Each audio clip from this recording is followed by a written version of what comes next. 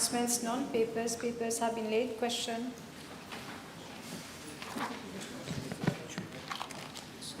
Announcements? Announcement. Yes, announcements. Yeah. We are overworked, Prime Minister. Yes, I You can must see. forgive us. Please. Madam Speaker, it is with sadness that we have learned of the demise of Mr. France-Antoine Kanabadi, former Member of Parliament, who passed away on the 2nd of October 2025 at the age of 82. He was born in 1943 in Port Louis, and he completed his primary schooling at the Central Boys Government School. He then attended the Royal College of Port Louis for his secondary school and pursued his tertiary education at the University of Manchester as a Commonwealth Scholar. He also held a maîtrise en droit from l'Université de la Réunion and a diplôme du troisième cercle in Cooperation and Development from University Libre de Bruxelles. Mr. Kanabadi had a distinguished professional career. Upon his return to Mauritius in 1967, he joined the Collège du Saint-Esprit, where he taught English, English literature, and journal paper. He later became the head of the English department and served as the Dean of Studies until 1990. In 1993, he joined Le Bocage International School as head of the English department and taught English and English literature.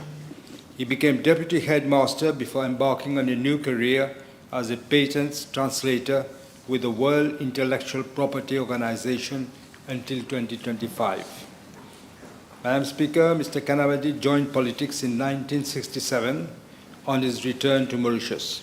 He was elected in Ward 2 of the town of Quatre Bornes at the Municipal Council elections of December 1982. He was elected mayor of Quatre Bornes on the 1st of January 1984, a position which he held until the 31st of December 1984. He stood as a candidate at the 1982 general election for the Legislative Assembly under the banner of the Alliance MMM-PSM for the constituency number 16, Vacqua-Floréal. He was returned as the second elected member for the said constituency. He then stood for the 1983 general election for the same constituency under the banner of the Mouvement Militant Mauricien, and he became the fourth member for Vacqua-Floréal after having been appointed best loser. Mr. Kanabadi resigned as a member of the Legislative Assembly in April 1984. Although he was not involved in active politics, he remained a keen observer throughout his life. As a patriot and with a deep sense of civic duty, he translated on a pro bono basis the Mauritius submission to the International Court of Justice. He also edited the book of late J.N. Katari, Behind the Purple Curtain. Madam Speaker, Mr. Kanabadi will be remembered as a man of high principles and integrity. We offer our sincere condolences to his spouse, Mrs. Usha Dwaka Kanabadi, to his children and all those who are afflicted by this demise. May I kindly request you, Madam Speaker, to direct the Clerk of the National Assembly to convey the deep condolences of this Assembly to the bereaved family. Thank you. Thank you. Yes. Madame Speaker, Deputy. je me joins à tout ce que le Premier ministre vient de dire. Madame Speaker, c'est un militant pur et dur qui nous a quittés. En tant que militant, comme nous tous, il refusait les compromissions. Mais en tant que militant pur et dur, il a refusé aussi certains compromis que beaucoup parmi nous, dans le MMM, nous estimions nécessaires at a given point in time. Je me joins à ce que le Premier ministre vient de dire et j'exprime toute ma sympathie à ses proches. Merci, madame. Je vous remercie, monsieur le leader de l'opposition. Thank you, Madam Speaker. Madam Speaker, on behalf of the opposition, I wish to associate myself to the tribute paid by the Honourable Prime Minister to late Mr. France Kanabadi. And Madam Speaker, may I request you to direct the Clerk of the National Assembly to convey our deep condolences to the bereaved family. Thank you. Thank you. Honourable members, I am also saddened by the passing of Mr. Antoine Kanabadi, whom I have personally known during his tenure as a Member of Parliament and also as a friend. I therefore associate myself with the tribute paid to the memory of late Mr. Antoine Kanabadi, former Member of Parliament, by the Dr. Honourable Prime Minister, by the Honourable Deputy Prime Minister and the Honourable Leader of the Opposition, and I direct the Clerk to convey the deep condolences of the Assembly to the bereaved family. Papers have been laid. Question. Yes, Honourable Leader of the Opposition, your private notice question. Thank you, Madam Speaker. Madam Speaker, I've given notice, the following private notice question addressed to Dr. the Honourable Prime Minister, Minister of Defence, Home Affairs and External Communications, Minister of Finance, Minister for Rodrigues and Outer Islands. Whether in regard to assaults, he will, for the benefit of the House, obtain from the Commissioner of Police information as to the number of reported cases thereof since January 2025 to date, indicating the number of fatal ones, A. B. Arrests effected in connection therewith, further indicating if suspects are habitual criminals and or suspected of having committed same whilst on bail in respect of other offences or whilst on release on parole. C. Such assaults perpetrated on police officers in the line of duty. And D. Unresolved cases. Thank you, Madam Speaker. Yes, Honourable Prime Minister. Yes, Madam Speaker. With your permission, I would like to put this P&Q in context, and I would like to remind the House of the chaotic situation prevailing in the police department when we assumed office in November 2024. As the population will recall, the former Commissioner of Police had become la risée de la nation mauritienne by his acts and doings characterized by malfeasance and incompetence, to say the least. As I said before, during the past decade, the police force was turned into a textbook example of institutional decrepitude. The House will recall the scandalous conversations revealed by the Moustache Links, where the population found out to its disbelief that the headquarters of the police force was no longer at Le Cazé and Portly, but in Angus Road, Bakwa. It is not, Madam Speaker, surprising, as we are witnessing since November 2024, how a much broader Machiavellic strategy was put in place to undermine the independence and integrity of our institutions with the sinister motive of exerting absolute control over them. Just like some tin pot dictators, they were hell-bent on transforming our country into an État voyou without caring about the law and order situation. They were more interested in satisfying the insatiable greed for money. I should also like to refresh the memory of the Leader of the Opposition, how the previous Commissioner of Police, with the blessings of the Minister of Interior, the then Minister of Interior, undermined the office of the then Director of Public Prosecutions, Mr. Satyajit Boulel, an act unprecedented in the history of the Commonwealth. The Honourable Leader of the Opposition would also recall how the government, of which he was himself a prominent member, attempted to arrest the former Director of Public Prosecution, Mr. Satyajit Boulel. This was clearly a political act to intimidate him and curtail his independence of action.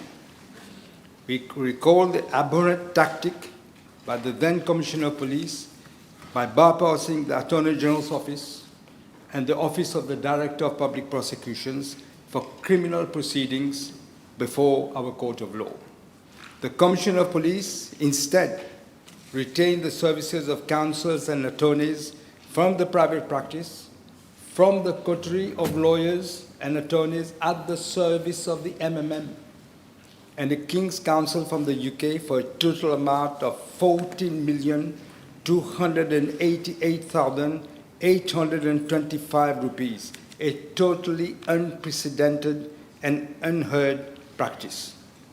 Unbelievably, the CP even the Commissioner of Police even sued the DPP. I'm sorry, did you say the MMM or did I not? MSM. Okay. MSM, never the MMM. No, I know, but there was a slip of Was it? There was a slip of your tongue. Was it? Oh, I'm Sorry to have stopped you. yeah, no, don't worry. I just checked everybody It's heard good, MMM. it's good you remind people that it's the MSM. It was clearly done. All this was clearly done to undermine the professional integrity of the Office of the Director of Public Prosecutions and other relevant institutions. I leave it to members of the House to ask the question why and at whose behest all these principles were restored to.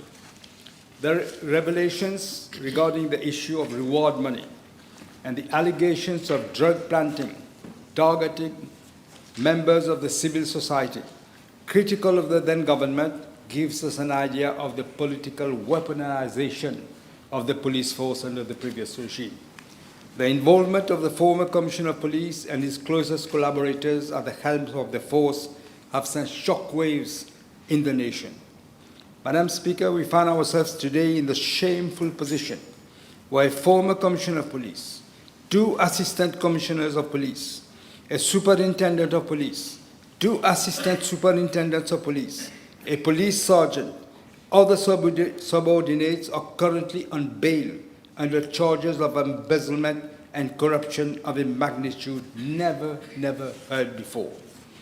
Madam Speaker, that was the putrescent state of the police force that the previous government bequeathed to the nation. Today, fortunately, that era is behind us. We are restoring direction, discipline, and dignity within the police force. The days when the command of the police echoed from private addresses rather than les casernes are well over. Madam Speaker, when my government came to office, we took a firm and unequivocal stand that the police force must once again embody integrity, fairness, and professionalism. We are modernizing the police through the revival of the National Policing Strategic Framework built around 6 key pillars: community policing, respect for human rights, leadership development, intelligence-led operations, strategic planning, and stronger reactive capacity. Madam Speaker, since his appointment in November 2024, the Commissioner of Police has injected new energy and discipline into the force. His leadership has been guided by professionalism and fairness, and his actions have already produced tangible results. Madam Speaker, the offense of assault, as defined under Section 2281, subsection 1 of the Criminal Code, is such that any person who willfully inflicts any wound or blow, or is the author of any other violence or assault, shall, if such an act of violence has caused any sickness or incapacity for personal labor for more than 20 days, be punished by imprisonment and a fine not exceeding 100,000 rupees. In regard to an aggravated assault, the penalty can go up to 20 years of penal servitude. Madam Speaker, with regard to Part A of the question, from January 2025 to the 10th of October 2025, I am informed by the Commissioner of Police that the number of reported cases of assault is as follows. Simple assaults, 4,247. Assault with premeditation, 112. Wounds and blows causing death without intention to kill, 1. Assault against an agent of civil authority, 104. Attempt at murder, 24. Murder, 24. In spite of the impression that is being created, the statistics for this year clearly show a decreasing trend in the commission of such offences as compared to the previous years.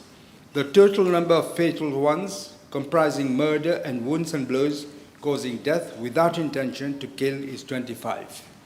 Madam Speaker, with regard to Part B of the question, I'm informed by the Commissioner of Police that the number of arrests in connection with those cases is 1,185. The number comprises 108 habitual criminals. The number of persons suspected to have committed the offence whilst on bail or whilst on release on parole is 100. Madam Speaker, in regards to Part C of the question, I'm informed by the Commissioner of Police that there have been 95 cases of assault on police officers. As regards Part D of the question, I'm informed that 24 of the 25 fatal cases, that is from January to October 2025, have already been resolved. Thus, there is only one case where the investigation is ongoing. This constitutes a success rate of 96%. I wish to inform the House that over the period 2015 to 2024, there are 6 unresolved cases, including the mysterious death of a well-known MSM political agent, Mr. Supramanya Krishnan. The case remains unresolved as at date. However, I have commissioned the services of expert homicide detectives from overseas to review the inquiries pursued by the police into the unexplained death of Mr. Supramanya Krishnan. Those experts visited Mauritius for several weeks to carry out the review. They have reported, and as we suspected, that the initial police investigations and inquiries were seriously deficient. Critical evidence from the scene was not preserved. It appears even destroyed. Important lines of inquiry were not followed up. Ask yourself why. A judicial inquiry by a senior magistrate was done, and look, it was in the papers. I'm quoting from that, but it is from that. It says, I consider the conduct of the police in this case to be abhorrent. The manner in which the inquiry was conducted fell so below what can be considered reasonable that it marks a new level of incompetence. That is what the magistrate said. After the initial review, that is the overseas experts, which has included seeking the expert opinion of an international forensic scientist specializing in death by fire. I can inform the House that the investigators have concluded there are sufficient indications to conclude that the death of Mr. Supramanya Krishnan was neither accidental nor self-inflicted, but he was indeed murdered. Government will not allow the murderers to rest undisturbed in their beds. I can announce that the investigation into the unlawful killing of Mr. Supramanya Krishnan will be formally reopened next month, and that the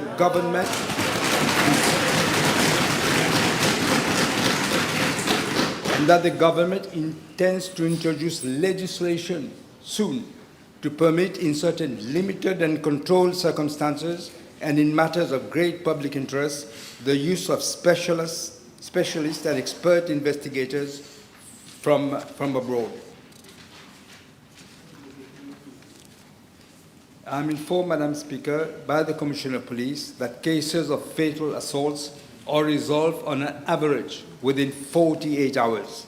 This in itself is an indication that the authorities are well coordinating their efforts on the ground to elucidate such heinous crimes. Since my government came to power, and with the appointment of the new Commissioner of Police, there has been a major overhaul in the police department to render it more efficient. Of course, there is room for further improvement. When it comes to law and order, we cannot remain complacent because, as we always say, un crime, c'est un crime de trop. In the last case of murder which shocked us all was in Bejutombo recently, on the 2nd of October. It was that of a businessman who was brutally murdered by 5 suspects, including his own son, who was apparently the mastermind. The case was resolved within 24 hours by the major crime investigation team, and those suspects arrested. The downward trend is the result of the measures taken by the Commissioner of Police to ensure effective enforcement of law and order, public safety, crime prevention, emergency response, and victim support.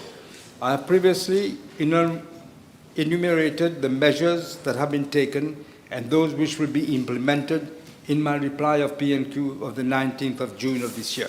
Amongst others is the setting up of a national crime agency and the introduction of a police and criminal justice bill. Madam Speaker, my government will leave no stone unturned to bring efficiency in the police. As I said earlier, we have already initiated a number of actions to achieve that objective. Your first supplementary, please. Speaker, and I hope that I shall be given enough time to put my Well, supplementary we'll question. do our best. But My go first, straight to your question, please. yes, my first supplementary question, Madam, is with regard to the figures that the Honourable Prime Minister has shared with the House. And when I refer some of the figures, the situation is quite alarming.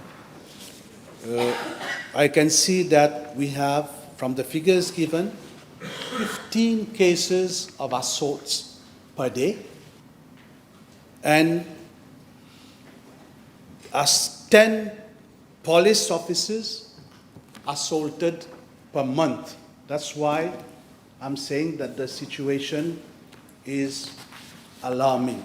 Now, Madam Speaker, since my last PNQ on the subject, I believe we all agree that the situation on the streets has worsened.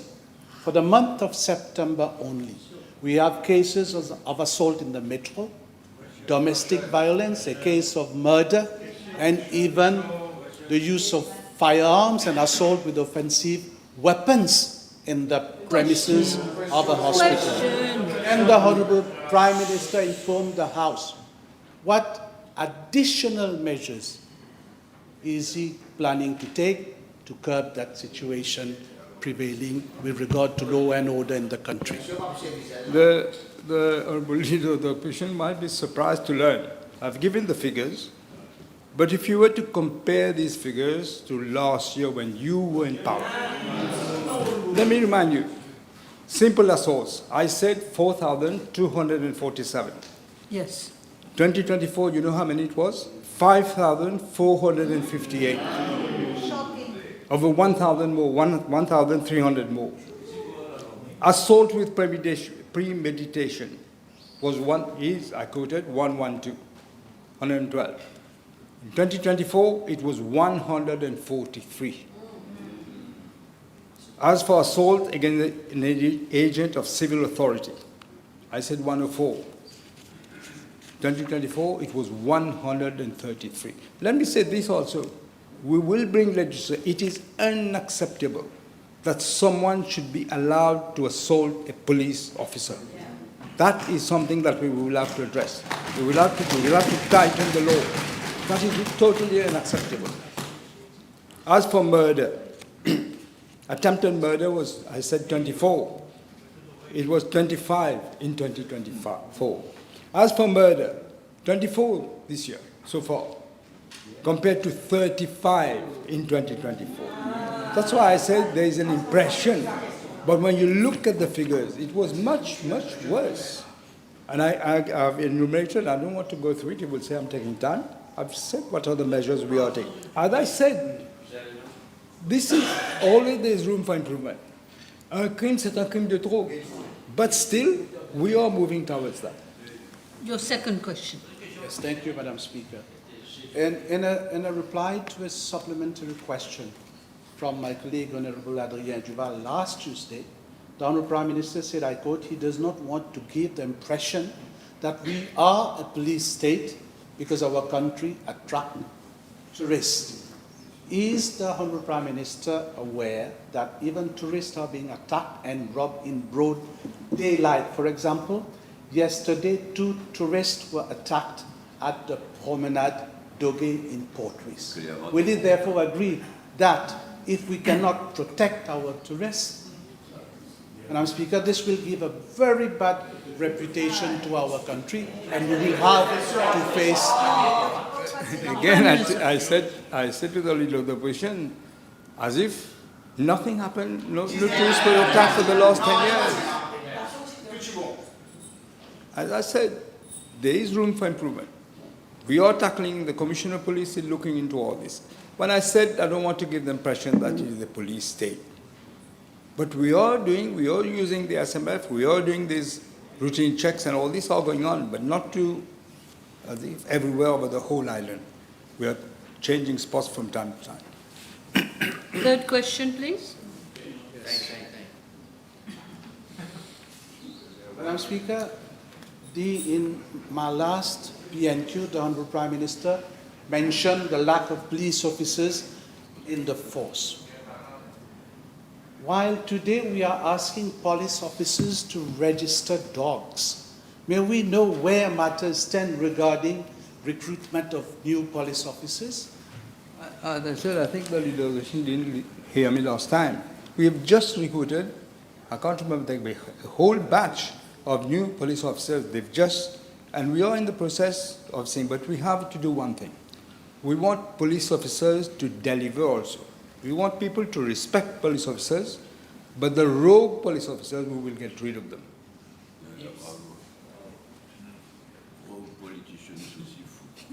Madam Speaker, and this is confirmed, Madam Speaker, as per my information, more and more police officers in the force are dejected with the present situation. May we know what proposals have been made by the Office of the Prime Minister to the PRB and the DFSC to improve working conditions of police officers, that is, hours of work, equipment and salary? I know the Commissioner of Police is putting order. Of course, some people won't be happy when he's putting order. You can't just decide to work on a Sunday just to get extra money. He's putting order on all this. Reward money. You're stopping this. You're stopping this. We can't give reward money like it did. You saw how many millions? You must have been shocked yourself. Because you were not the Home Minister. I don't think you were. Another question? Yes. You got 10 minutes left. 10 minutes. Yeah, okay? I've got a lot of questions. Many units such as the SSU, the SMF are still underutilized, Madam Speaker, despite the answer given by the Honourable Prime Minister to my first BNQ on the same subject matter. Will the Honourable Prime Minister consider deploying these special units now across the country in order to stop this crime wave prevailing in the country? This is what I said earlier, Madam Speaker. I did say that the Commissioner of Police is looking. Don't forget what the Constitution says, Section 71. I can give general direction, but it is for the Commissioner of Police to determine the use and control of his force. And he's doing it. That I'm satisfied. Okay. Yes. The Honourable Prime Minister in his reply made mention about PACE, that is the Police and Criminal Evidence Bill. Can we, Honourable Prime Minister, finally have a time frame? I might have to remind the leader of the police that I brought the then Attorney General, Mr. Razak Pirou, on my demand. We worked very hard on it, and we brought the Police and Criminal Evidence Act here in Parliament. It was read the first time. There were some queries by the then DPP, and then the election came. That bill had been already read the first time. Now you had 10 years in government. The bill was there. You never brought that bill. And now you're asking me for time. You can see for yourself. Yes.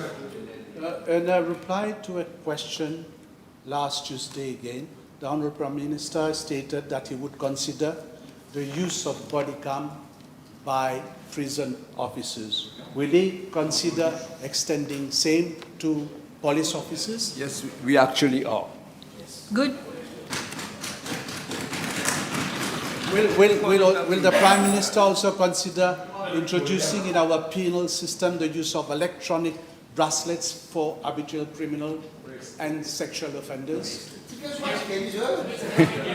That I think, as far as I remember, it had already been started, but we will definitely extend that. As I said, Madam Speaker, we inherited a police force totally upside down. So we can't do everything at one go. I don't have the magic wand, as I keep saying. But this also is being considered.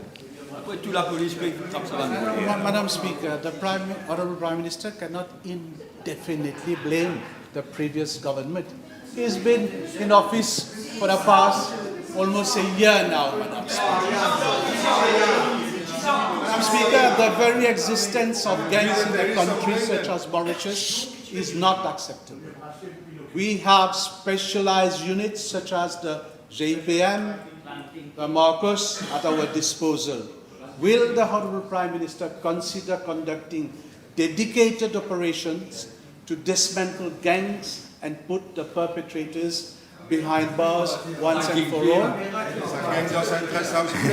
As the Deputy Prime Minister reminded me, there is no striking team there anymore. But, each unit has its own protocol, and when you use it, for example, JPM, they have their own protocol, but we are looking at all this. Now, Speaker, since the case of assault that occurred in the Metro Express, can the Honourable Prime Minister inform the House if police presence in the Metro and at Metro Station has increased, and what solid measures have been taken to protect at the same time the commuters and the employees of the transport sector? I did say that I addressed that question in the past. The problem is, Madam Speaker, as you've seen, the FCC is asking for more police officers to do their work because there are so many people have stolen from the previous government that we have to look for people. And they have to be trained. We can't just take a man from the street and say, become a policeman. They have to be trained. With regard to firearms, Madam Speaker, will the Honourable Prime Minister consider conducting a national survey and a crackdown operation on illegal possession of firearms? And if yes, how does he intend to proceed? On legal ones? Legal or illegal ones? Yes, that we had done before when I was Prime Minister. We're going to do it again. It is being done. As I said, we can't do everything at one time, but there are some people very close to you who have been shown to have Fishy. I heard a comment with regard to fishy. Can the Honourable Prime Minister confirm to the House whether the revolver used at Grand Bay was one with a silencer? How will How will I be able to say How that? will he know?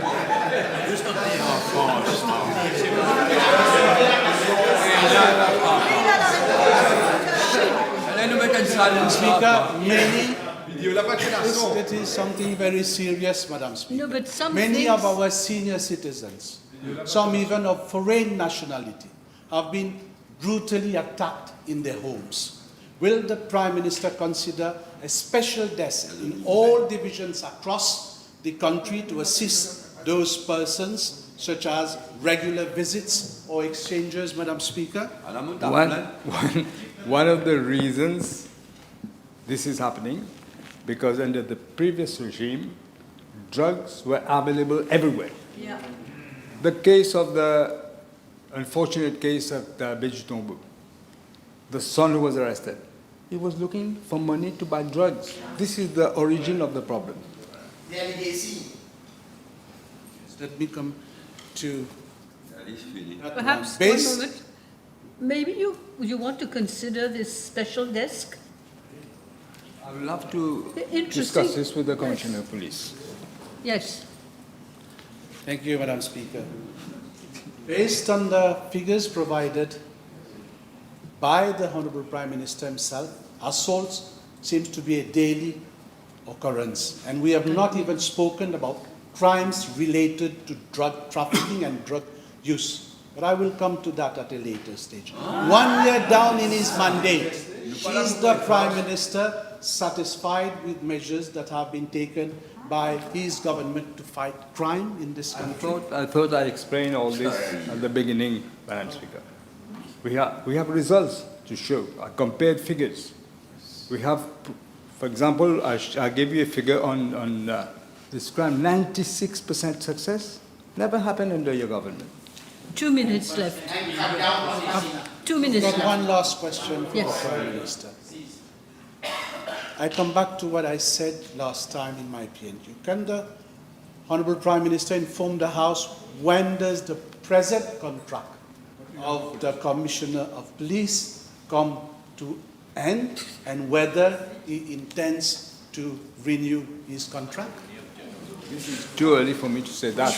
He's doing his work. Let him do his work. Okay, thank you. Thank you very much, both of you. Yes? Speaker, I move that all the business on today's order paper be exempted from the provisions of paragraph 2 of Standing Order 10. Seconded, yes. The question is that all the business on today's order paper be exempted from the provisions of paragraph 2 of Standing Order 10. Those in favour say aye. Aye. Those against say no. The ayes have it. Statements by Ministers none. Public Bill first reading. Honourable Attorney General. I move that the Senior Counsel and Senior Attorneys Bill be read the first time. Public Bill second reading. It had to be seconded. Yes, I'm sorry. Okay. Second reading. Madam Speaker, I move that the Senior Counsel and Senior Attorney Bill be read a second time. Madam Speaker, I never thought I would be bringing such a bill before this House whilst I was Attorney General, whilst I am Attorney General.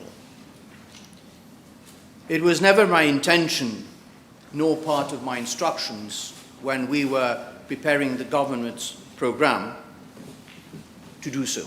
There were other enactments which we were looking at and which we have, some of them have already been passed this year. However, here we are today with a proposed legislation to clarify and improve the process for the appointment of senior counsel and senior attorneys. One born out of necessity and forged in a spirit of dialogue. One which I hope will put to rest the utter confusion that has reigned recently on the subject. But first, Madam Speaker, allow me to address a vital question.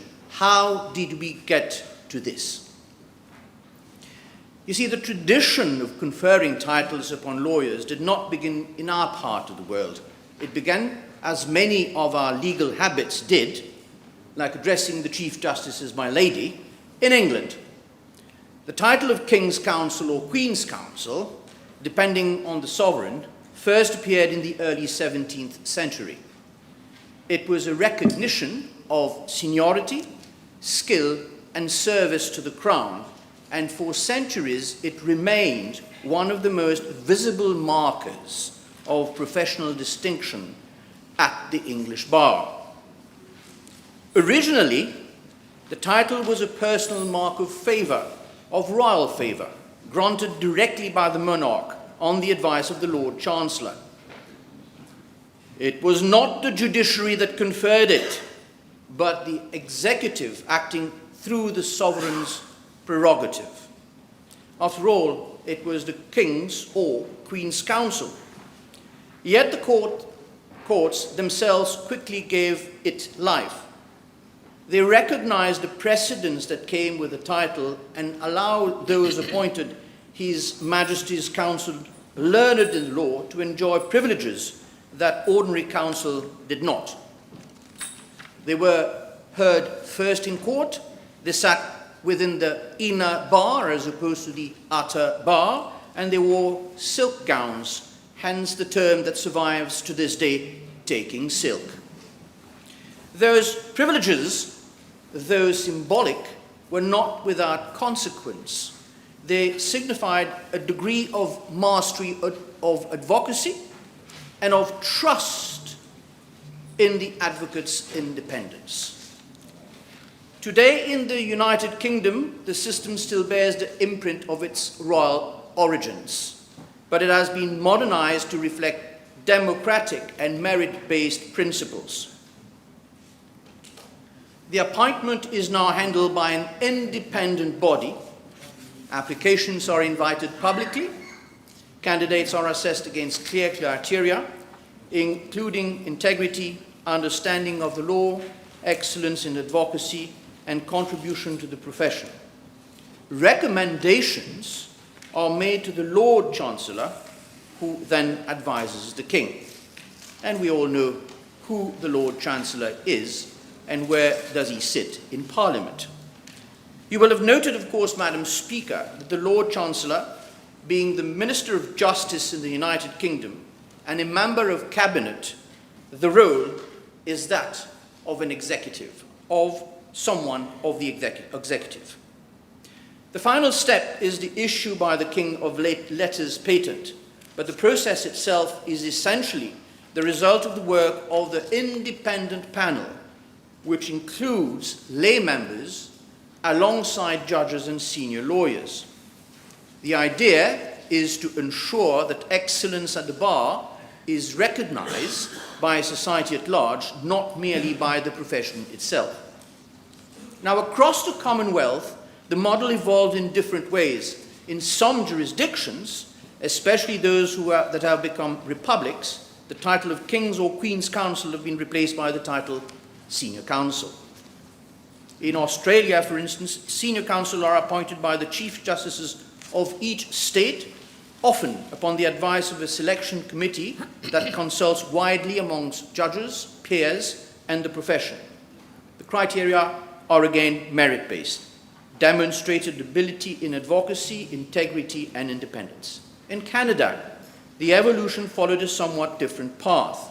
The title of Queen's or King's Counsel remained, but responsibility for appointments passed to provincial governments under statute. In most provinces, the Attorney General or Cabinet makes the appointment, sometimes following the advice of the Chief Justice or of an advisory committee composed of senior members of the bench and the bar. Eligibility criteria are often codified: a minimum number of years in practice, record of integrity, significant professional achievement, contribution to the administration of justice or to the community. Let us take the precise examples of British Columbia in Canada. The King's Counsel title is conferred under the King's Counsel Act by the Lieutenant Governor in Council, acting on the recommendation of the Attorney General. Before making any recommendation, the Attorney General must consult a small advisory group composed of the Chief Justice of British Columbia, the Chief Justice of the Supreme Court of British Columbia, and 2 lawyers nominated by the Law Society. In practice, this group is supported by a broader advisory committee. The Attorney General retains the final discretion to advise Cabinet. India's system for designating senior advocates, roughly analogous to our Senior Counsel, had long been criticized for arbitrariness and lack of transparency. In the case of Jai Singh in 2017, petitioners challenged the existing practice as a beauty contest because the process lacked objective criteria, public call, or reasoned rejections. As a result of that litigation, the court framed guidelines of 2018 for designating senior advocates. Under those guidelines, a permanent committee for designation of senior lawyers was to be constituted, comprising the Chief Justice of India as chair, 2 senior Supreme Court judges, the Attorney General, and a bar member nominated by the chair. Applications are evaluated via a secretariat that collects data on reputation, volume of work, nature of work, advocacy record, and professional standing. All this is then forwarded to the committee for its decision. Madam Speaker, I could go on and speak about Singapore, Hong Kong, South Africa, but it would belabor my point, which is there is a great variety of systems in place around the world in established democracies, and they all have chosen particular combinations of roles for the judiciary and or the executive and or their professional peers. Now, let us see what avails here today. In Mauritius in 1984, the Law Practitioners Act did not provide for the titles, as the British awards of QCs were still in place. Things changed with the advent of the Republic.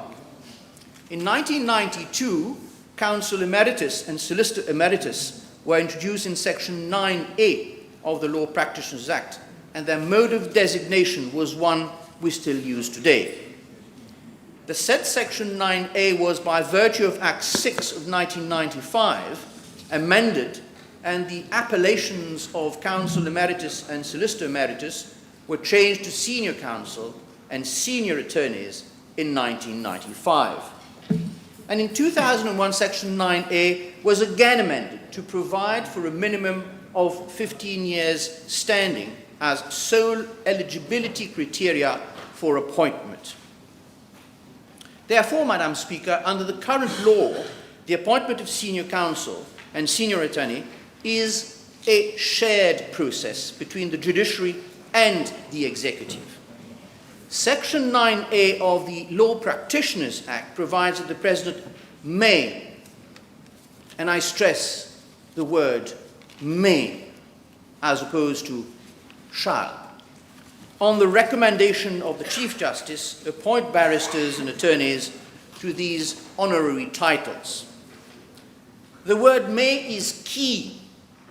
It means the President retains a discretion, but a discretion limited to the recommendation, nothing more. There is no power to add to the recommendations. And under Section 64(1) of the Constitution, the President exercised that discretion in accordance with the advice of Cabinet. In other words, the Chief Justice recommends, but the President, acting on Cabinet's advice if he so wishes, decides.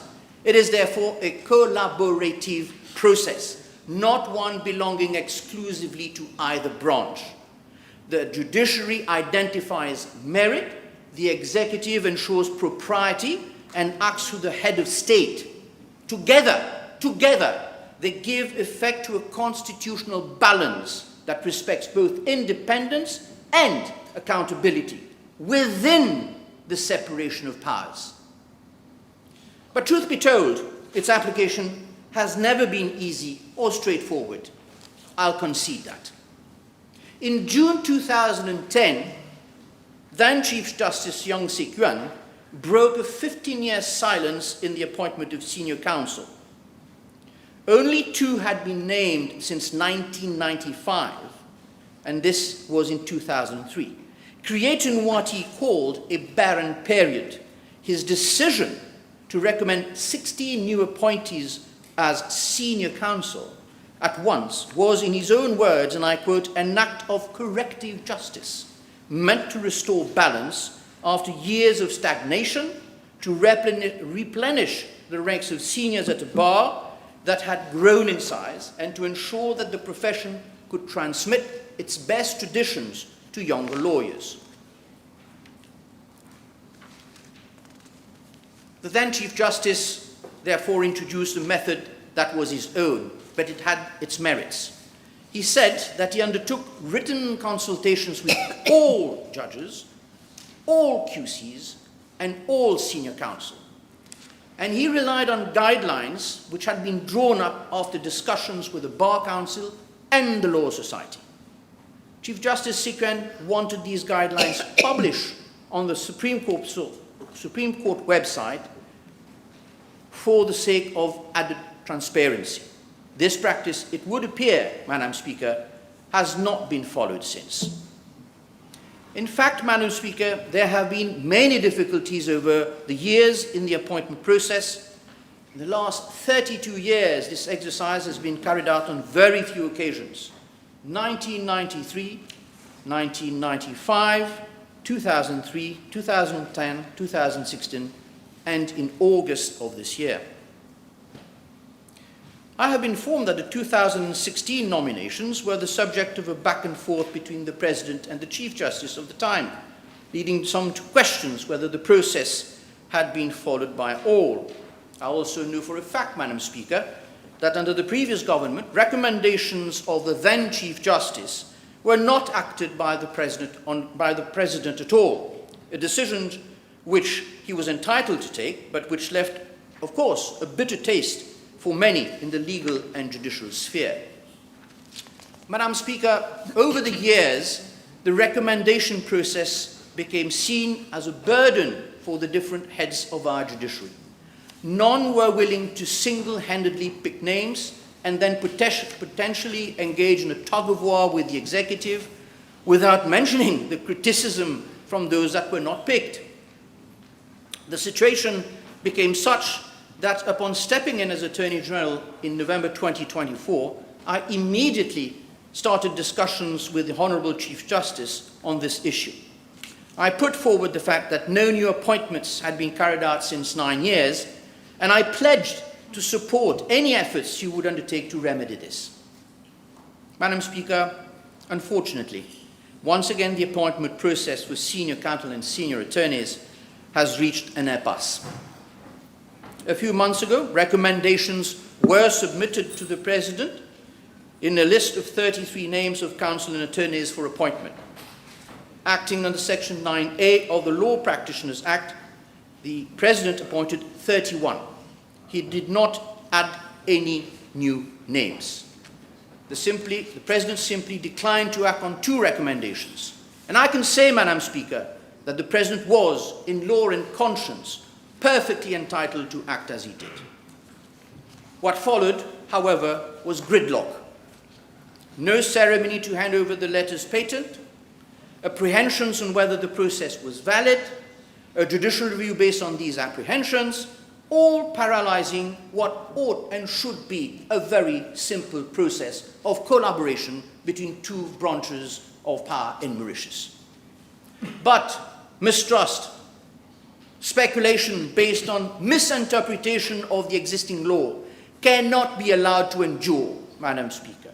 This bill before Parliament, therefore, seeks to restore clarity, transparency, and institutional balance. This bill remedies the shortcomings of the existing Section 9A of the Law Practitioners Act by replacing a system centered on a single office holder with a structured collective process. Its central innovation is the creation of a recommendation panel, as we have seen avails in most Commonwealth countries, which will replace the Chief Justice acting alone as the body responsible for proposing name to the President of the Republic. Madam Speaker, under Clause 4.3 of this bill, the panel will consist of the Chief Justice's chairperson, the senior appointed judge, and the next 2 senior-most judges, therefore the numbers 1, 2, 3, and 4 of the Supreme Court. The Attorney General, the chairperson of the bar, and the President of the Mauritius Law Society Council. And where any of the 2 professional representatives is not a senior counsel or a senior attorney, their counsel must designate one who is. This ensures that the voices of both branches of the professions are represented. There is a provision for a quorum of 5 members on the panel and a possibility for designated replacement should conflicts of interest make a quorum impossible. This is therefore a clear mechanism to avoid the stagnation of the past. The eligibility threshold for our appointments, 15 years, remains unchanged. Madam Speaker, under Clause 3.1, a nominee must have been a barrister of an attorney for at least 15 years, and his name must not have been erased from the roll of law practitioners.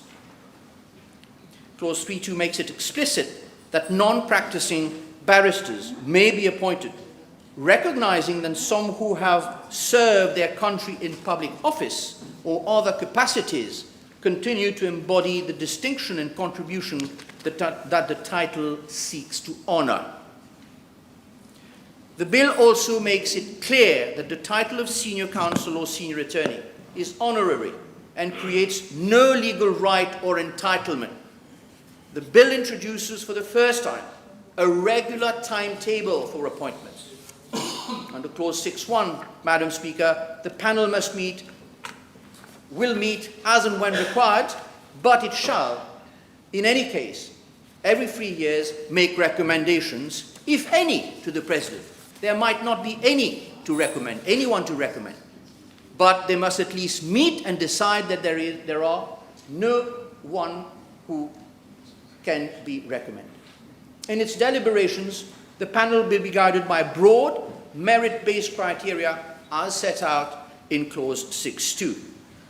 The criteria, Madam Speaker, include contribution to the development of the law, special skill or expertise in the legal field, academic or professional distinction, good standing in the legal fraternity, and personal qualities of competence, integrity, and fairness.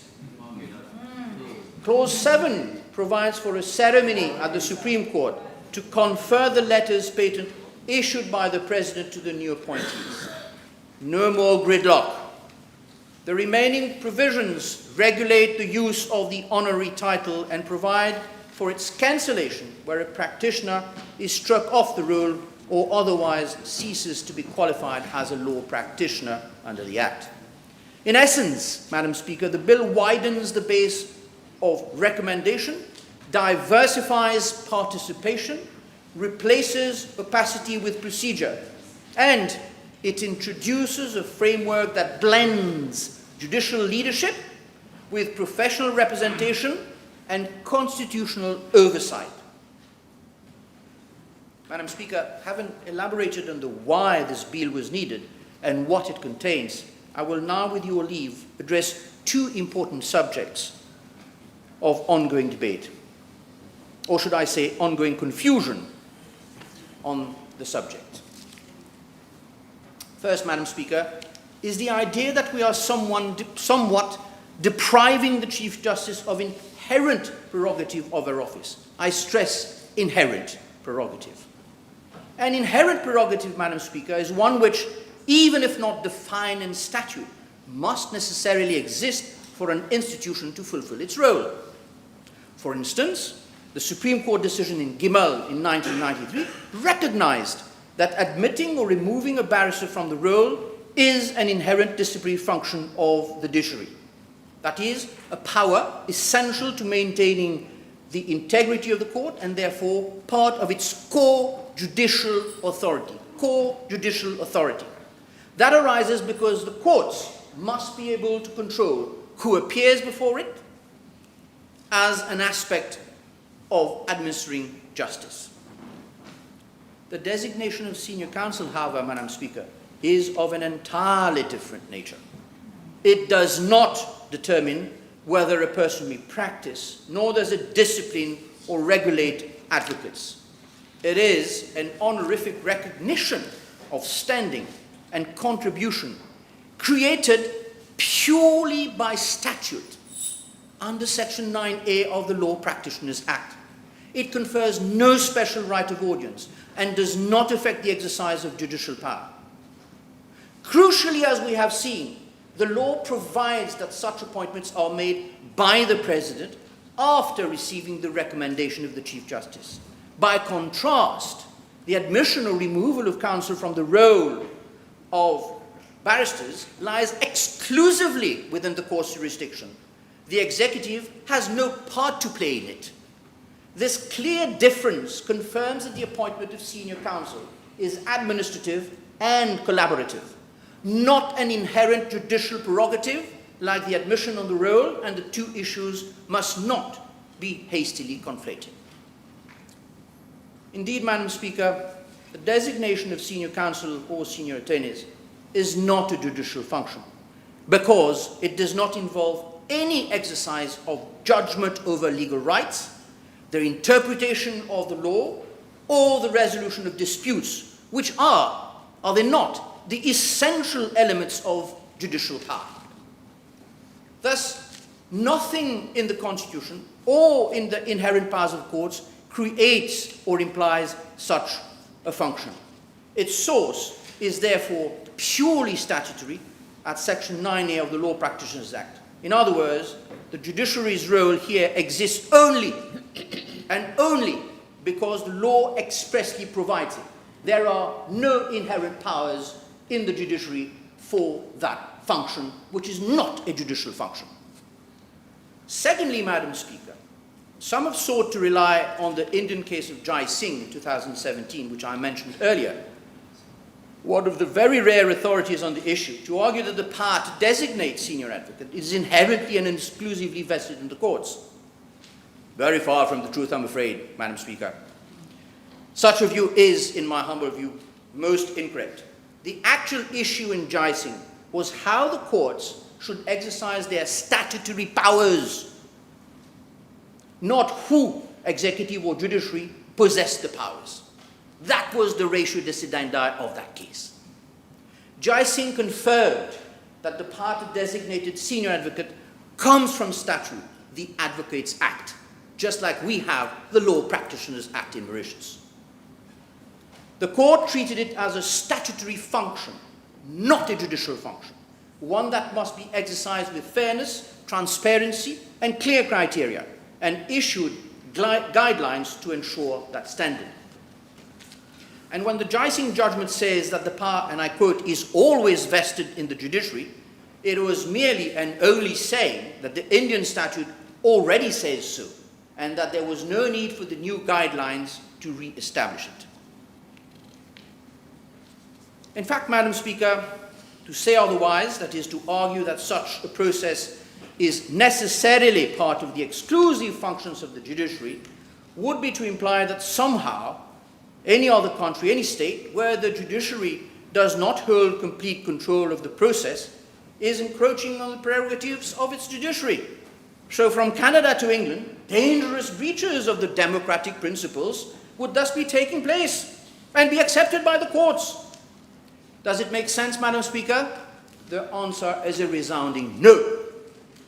Madam Speaker, clear rules, balanced participation, avoidance of gridlocks. This bill restores order in a climate of confusion and distrust. Each branch will have its role. The judiciary will lean on assessing merit, assisted by the bar. The President will continue to act as guardian of the Constitution. That is the choice of balance which we have made. The bill is not about power, Madam Speaker. It is about putting things right. We are not here to defend habits, but principles. The rule of law is not weakened by clarity. It is strengthened by it. Mauritius deserves institutions that work together, and this bill helps them do just that. I therefore commend this bill to the House. Seconded. Yes. Deputy Prime Minister again. Yes. Honourable Leader of the Opposition, you're on my list. Yes, please.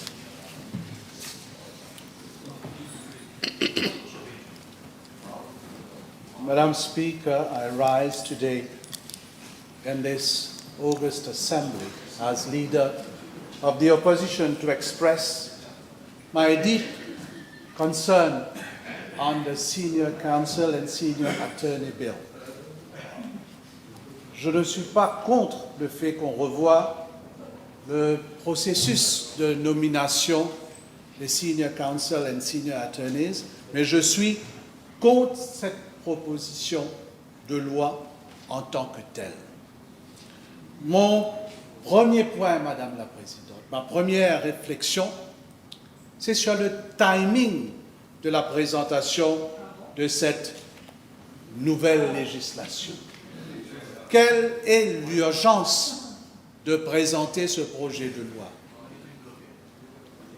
Est-ce plus important de nommer une cinquantaine de senior counsel ou de senior attorney que de résoudre, par exemple, on en a entendu tout à l'heure là, le problème de law and order dans le pays, ou de voir comment réduire la cherté de la vie, ou de résoudre les problèmes d'indiscipline et de bullying dans nos écoles. Madame la Présidente, le peuple est asphyxié depuis des mois par la hausse des prix, mais ce gouvernement trouve le temps de faire un special cabinet meeting un lundi, juste pour finaliser ce projet de loi et de le circuler le lundi soir. Ce gouvernement a trouvé du temps pour la préparation de cette loi, mais ne trouve pas le temps pour nommer la Constitutional Review Commission. Pourtant, Madame la Présidente, voilà ce que dit le paragraphe 8 du Government Programme. Government will appoint within 6 months a Constitutional Review Commission which will make recommendations on constitutional and electoral reforms as well as on enhanced protection of fundamental rights. Within 6 months, avait-il dit, Madame la Présidente. On est presque à 1 an des dernières élections. Par contre, en 1 an, ce gouvernement a revu les pouvoirs de 2 fonctions constitutionnelles. A commencé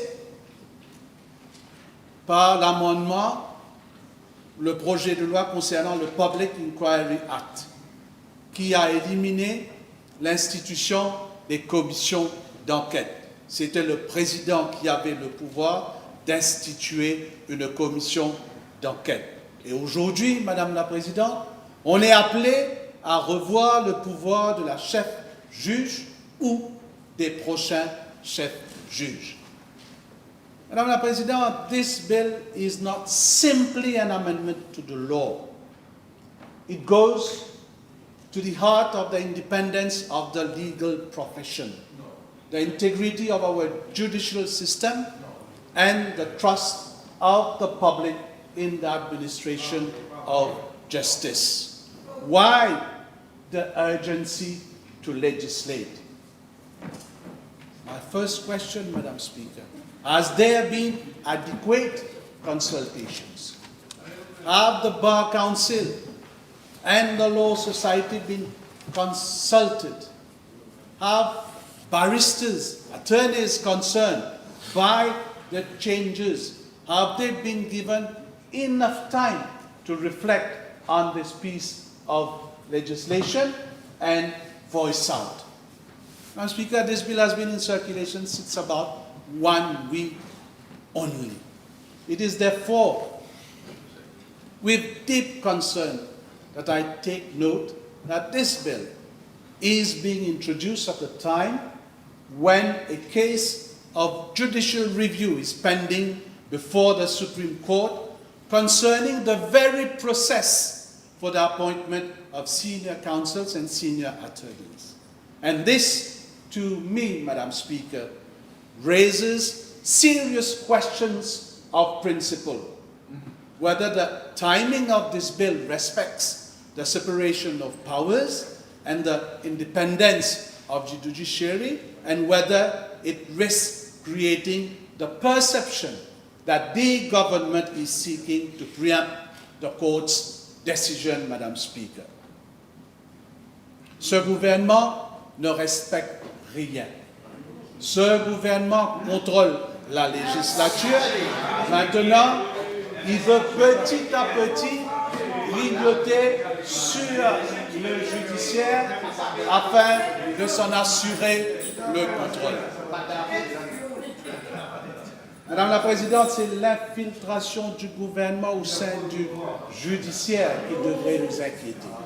Ce projet de loi vient ouvrir une ère de tractation et de manigance, Madame la Présidente. Et ce projet de loi vient politiser le judiciaire.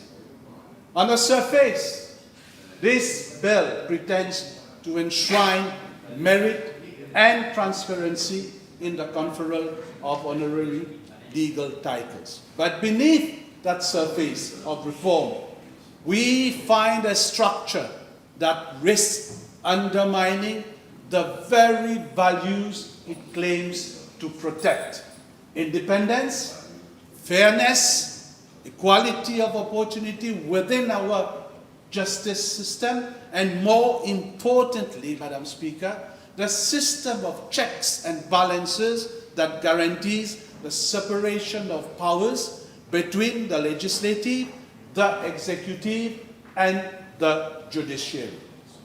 Nous considérons aujourd'hui le projet de loi le plus scandaleux de cette législature. Le gouvernement vient confirmer sa volonté de s'ingérer continuellement dans le fonctionnement des institutions de notre pays. Après l'ingérence du gouvernement dans la Local Government Service Commission pour priver 2000 travailleurs de leur emploi au sein des collectivités locales, après les ingérences du ministre du Sport dans les affaires du comité olympique mauricien, et après avoir nommé un juge sans consultation avec la chef juge comme inspecteur spécial dans l'affaire afrinique, voilà qu'ils veulent s'ingérer maintenant dans le choix des senior counsel et senior attorneys. Une sinistre intention d'empêcher et de favoriser tel avocat. Nous savons, Madame la Présidente, comment le leader du MMM, lors d'une régionale de la circonscription numéro 11, avait expliqué pourquoi un certain avocat ne méritait pas d'être senior counsel. Est-ce que le nom de cette personne, pose la question, a été enlevé après intervention politique? Je me pose aussi cette question. Est-ce qu'il est une victime puisqu'il est le représentant légal de certaines personnes ou de certaines compagnies, Madame la Présidente? Que veut faire le gouvernement à travers l'Attorney General, qui n'est que le porte-voix du Premier ministre pour présenter ce projet de loi? Pour moi, avant tout, c'est infiltrer le judiciaire. Sous la section 9A du Law Practitioners Act, c'était la chef juge qui recommandait au président de la République la nomination d'avocats et avouait à la distinction de senior counsel et senior attorney. La tradition a toujours voulu que les chefs juges consultent les juges et certains seniors de la profession. Mais il n'y a jamais eu de consultation avec le pouvoir, et le pouvoir se gardait bien de s'ingérer dans cette prérogative du chef juge. C'est ainsi, Madame la Présidente, par exemple, que Sir Siu Sagar Ramgoolam avait conseillé sans broncher le gouverneur général de l'époque que Sir Anirudh Jagannath, alors leader du MMM et candidat à la succession de Sir Siu Sagar Ramgoolam, soit élevé au rang de Queen's Counsel sur la recommandation de Sir Maurice Rowe. De même, Madame la Présidente, sur la recommandation de Sir Victor Glover, le père de l'actuel Attorney General, Sir Anirudh Jagannath n'avait pas hésité à conseiller au président de la République que Ivan Kolendavelu soit élevé au rang de senior counsel, alors que Ivan Kolendavelu était à cette époque secrétaire général du MMM et en grande opposition à Sir Anirudh Jagannath. C'était cela, Madame la Présidente, le sens de l'État. C'était cela, le respect des institutions. Et c'était cela, le respect de la séparation des pouvoirs. Et si demain, posons-nous la question, nous nous retrouvons dans un cas où un ministre démocratiquement élu détient aussi les fonctions d'Attorney General, comme cela a déjà été le cas dans le passé, et que ce ministre répond à tous les critères pour être senior counsel, who will sit on the panel, that is the recommendation panel. Even more worrying, Madam Speaker, is the inherent conflict of interest. The Attorney General, a political figure, will sit on the same panel that determines who among the legal profession should be elevated. Can we seriously claim independence when a government member helps decide who receive titles of honor in the profession that so often challenges government itself in court? En d'autres mots, Madame la Présidente, le loup est dans la bergerie. I do not agree that Attorney General sit on that recommendation panel because, first of all, he represents the executive, and his presence on that panel would, to say the least in the Mauritian context, give the strong perception which would distort the concept of independence of the appointment process and the separation of powers. 2, he is an unelected political nominee. 3, he is the principal legal advisor of government and drafts bills to be enacted in Parliament, and he sits in cabinet and participates in its deliberation and its decision-making process, Madam Speaker. Madam Speaker, I will make some further comments on the Attorney General sitting on the recommendation panel later. Now, at section 4, where A, the chairperson of the Bar Council is not a senior counsel, the Bar Council shall designate a senior counsel to form part of the recommendation panel. B, the president of the Mauritius Law Society Council is not a senior attorney. The Mauritius Law Society Council shall designate a senior attorney to form part of the recommendation panel. The present Attorney General is a senior counsel. However, Madam Speaker, the next Attorney General may not be a senior counsel. So, will it be a council nominating a senior counsel, Madam Speaker? Section 4.3d provides that the Attorney General shall form part of the recommendation panel. Apart from the principles at stake regarding the separation of powers, it is only coincidental that the present Attorney General, like I said, is himself a senior counsel and a counsel of repute, Madam Speaker. Wow. But what if the Attorney General of the day is a young member of the bar, or even if experience is not a senior counsel? Will that young Attorney General not be tempted, first of all, to nominate himself? Or his friends, Madam Speaker? Je me réfère à la section 5A et 5B. Le choix de nommer un senior counsel et senior attorney par le président de la République, ou au cas où le Bar Council et le Mauritius Law Society Council ne peuvent prendre une décision, qui va représenter leur organisation pour siéger au sein de ce recommendation panel est éminemment politique, Madame la Présidente. La nomination par un président ou une présidente de la République est politique. Il agit dans la plupart des circonstances selon les recommandations du Premier ministre. Ces choix de senior counsel et senior attorney pour siéger sur le recommendation panel sera tainted of political motives, Madame Speaker.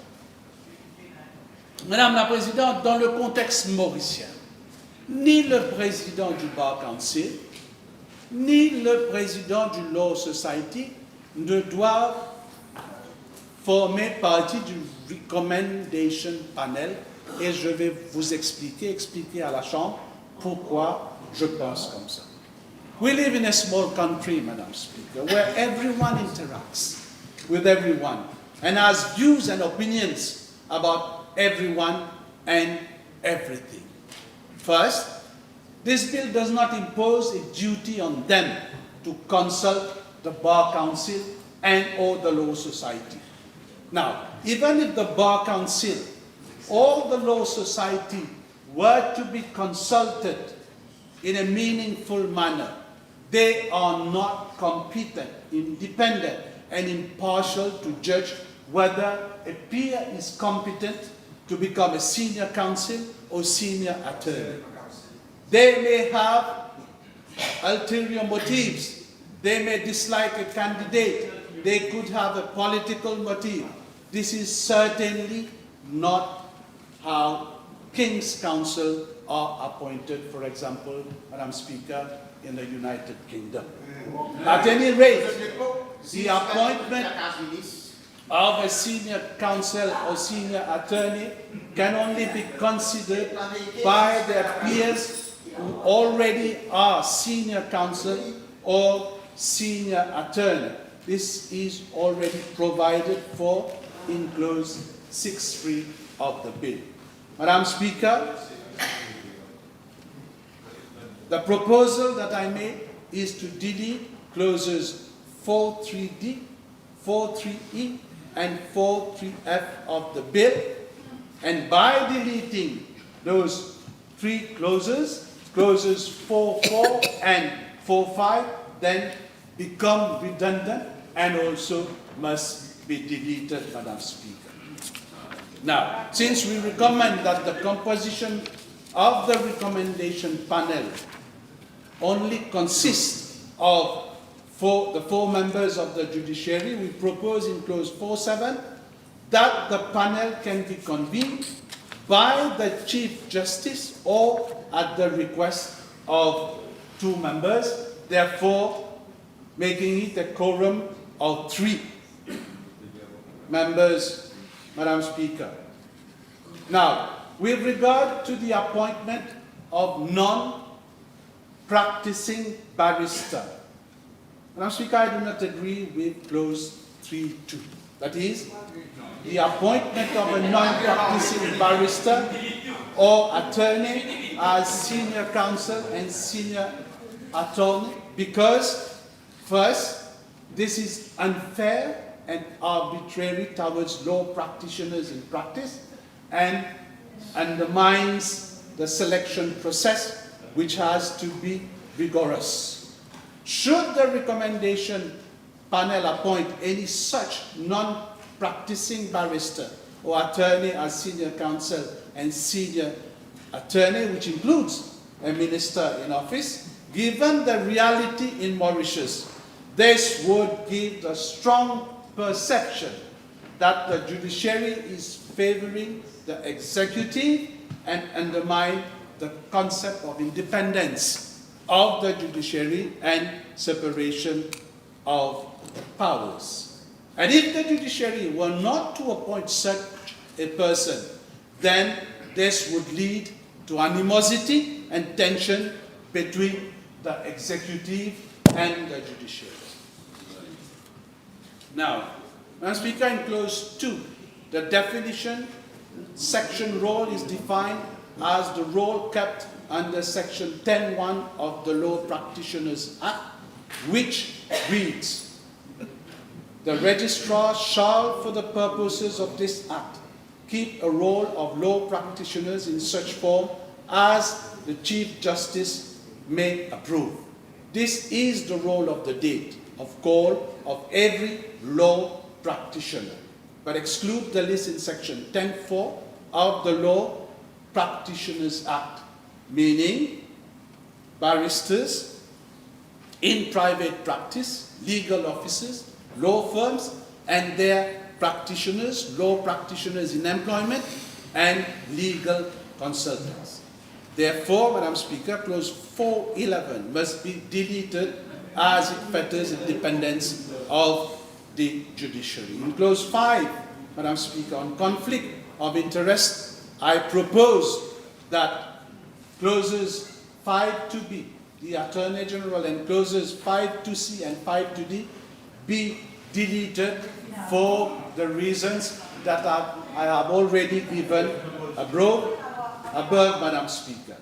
Now, the Attorney General said that in his intervention, but I do not agree that the title of Senior Counsel and Senior Attorney are merely honorary, as in truth and in fact, this entitles the Senior Counsel and the Senior Attorney to the privilege of sitting at the inner bar, that is, in the front benches of any court of law. And on top of that, claiming higher fees. Hence, it directly results in higher financial reward. Then, neither in the UK nor in India, they accept that it is honorary. I propose, therefore, to delete, Madam Speaker, the word honorary wherever it appears. And I have, and Madam Speaker, I propose to make those amendments at committee stage. À la section 7.3, Madame la Présidente, qui fait mention que la chef juge devra suivre les directives du président de la République. Elle sera obligée d'obéir au président. Et donc, le Premier ministre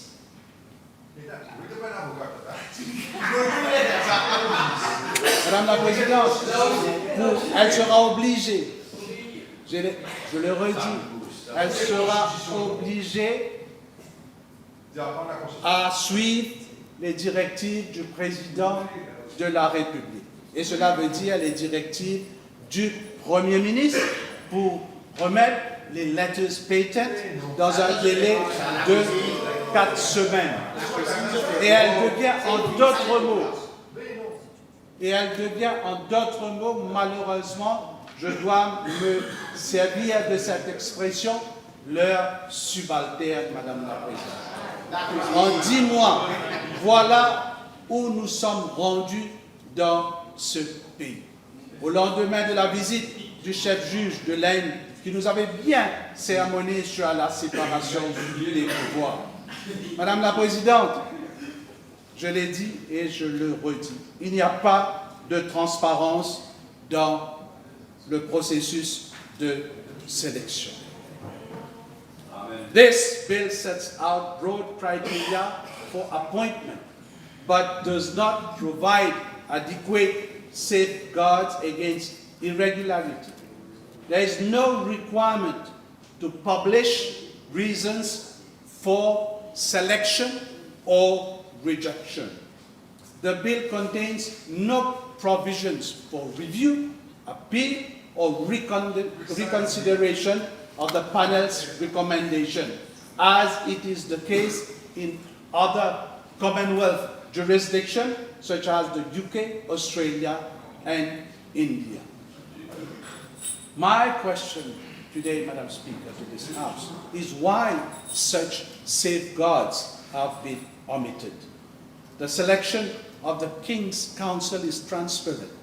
Such a process should first and foremost start with an application from prospective and interested counsels and attorneys. Receiving such application as opposed to mere selections will give more transparency to the overall process.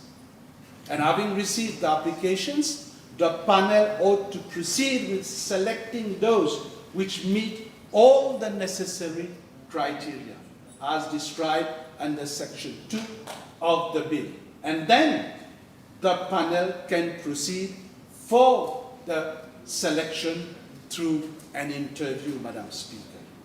And as an analogy, we should not forget that today, even judges of the Supreme Court are selected after having done an examination as well as going through an interview, Madam Speaker.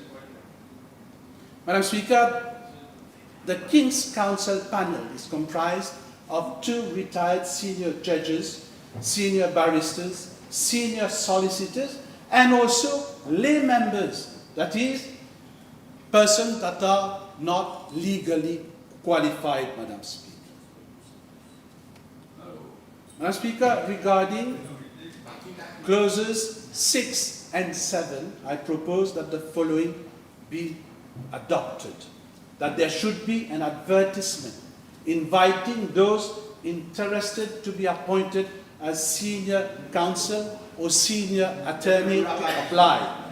The application process must be scrutinized to ensure eligibility of applicants. The eligible applicants must be called for an interview, and the best suitable candidates must then be appointed. Now, let us assume, for example, Madam Speaker, that the Attorney General, the Chairman of the Bar Council, and the President of the Law Society are from the same background, and that those 7 members of the recommendation panel discuss the present list of 20 proposed senior barristers and attorneys. Let us say the 4 judges approve and the 3 other members disapprove. The list goes to the President of the Republic for his assent, and the Prime Minister is not agreeable. The question is, what happens? Est-ce que le Président de la République a-t-il la prérogative d'enlever un nom qui ne lui plaît pas de cette liste? Madam Speaker, the bill also suffers from a striking lack of clarity. It fails to establish any objective or measurable criteria for assessing good standing, integrity, or contribution to the law. These are noble words, Madam Speaker, but without transparency, they become subjective tools that can be twisted to justify almost any decision. Clause 6 of the bill on the selection exercise is very vague and can lead to arbitrariness, Madam Speaker. In selecting an eligible person for recommendation as senior counsel or senior attorney, the recommendation panel will take any of, but not limited to, the following into consideration. First, any contribution made by the person to the development of the law. But this needs to be defined, Madam Speaker. B, any specialized skill possessed by the person in the legal field. This also needs to be defined. C, an academic or other distinction obtained by the person in the legal field. D, the good standing of the person in the legal fraternity. This needs to be defined. Would a clean character certificate be enough, or will there be a certificate of good standing? If so, who will give that certificate? Madam Speaker, what I've said above is so subjective and will be abusively used to reward political friends. The process, as outlined, Madam Speaker, allows for excessive discretion and no right of appeal. In simple terms, it opened the doors for favoritism, inconsistency, and political influence. That is the very ills that a reform of this nature should eliminate. Now, is this the reform our legal profession has been waiting for? Or is it a political exercise to decorate friends and solidify an inner circle of the chosen few, Madam Speaker? This bill risks entrenching elitism under the banner of reform. It creates a hierarchy in the legal profession that rewards the well-connected while ignoring the hard-working. That is, the diligent and the deserving practitioners who serve justice quietly and honorably every day. Now, to add insult to injury, Madam Speaker, at clause 3, subsection 2, we are opening the door to the appointment of non-practicing barristers and attorneys as senior counsel and senior attorney. Je ne peux m'empêcher, Madame la Présidente, de penser que certains de l'autre côté de la Chambre se frottent déjà les mains. This bill does not empower the legal community. It centralizes power. It centralizes power in the hands of a few. It repeals Section 9A of the Law Practitioners Act without offering a more democratic or transparent alternative. Reform should widen opportunity, not narrow it. Madam Speaker, the people of Mauritius expect better. They expect justice to be fair, impartial, and accessible, not elitist, exclusive, or politically tinged. For these reasons, Madam Speaker, we cannot and will not support this bill in its present form. It must be revisited, it must be rebalanced, and it must be aligned with the spirit of true justice and equality before the law. Madam Speaker, when power is concentrated in the hands of the few, fairness for the many is always at risk. Madam Speaker, I'm done. I thank you. Thank you. I think we can take a break. Yes? Can we take a break?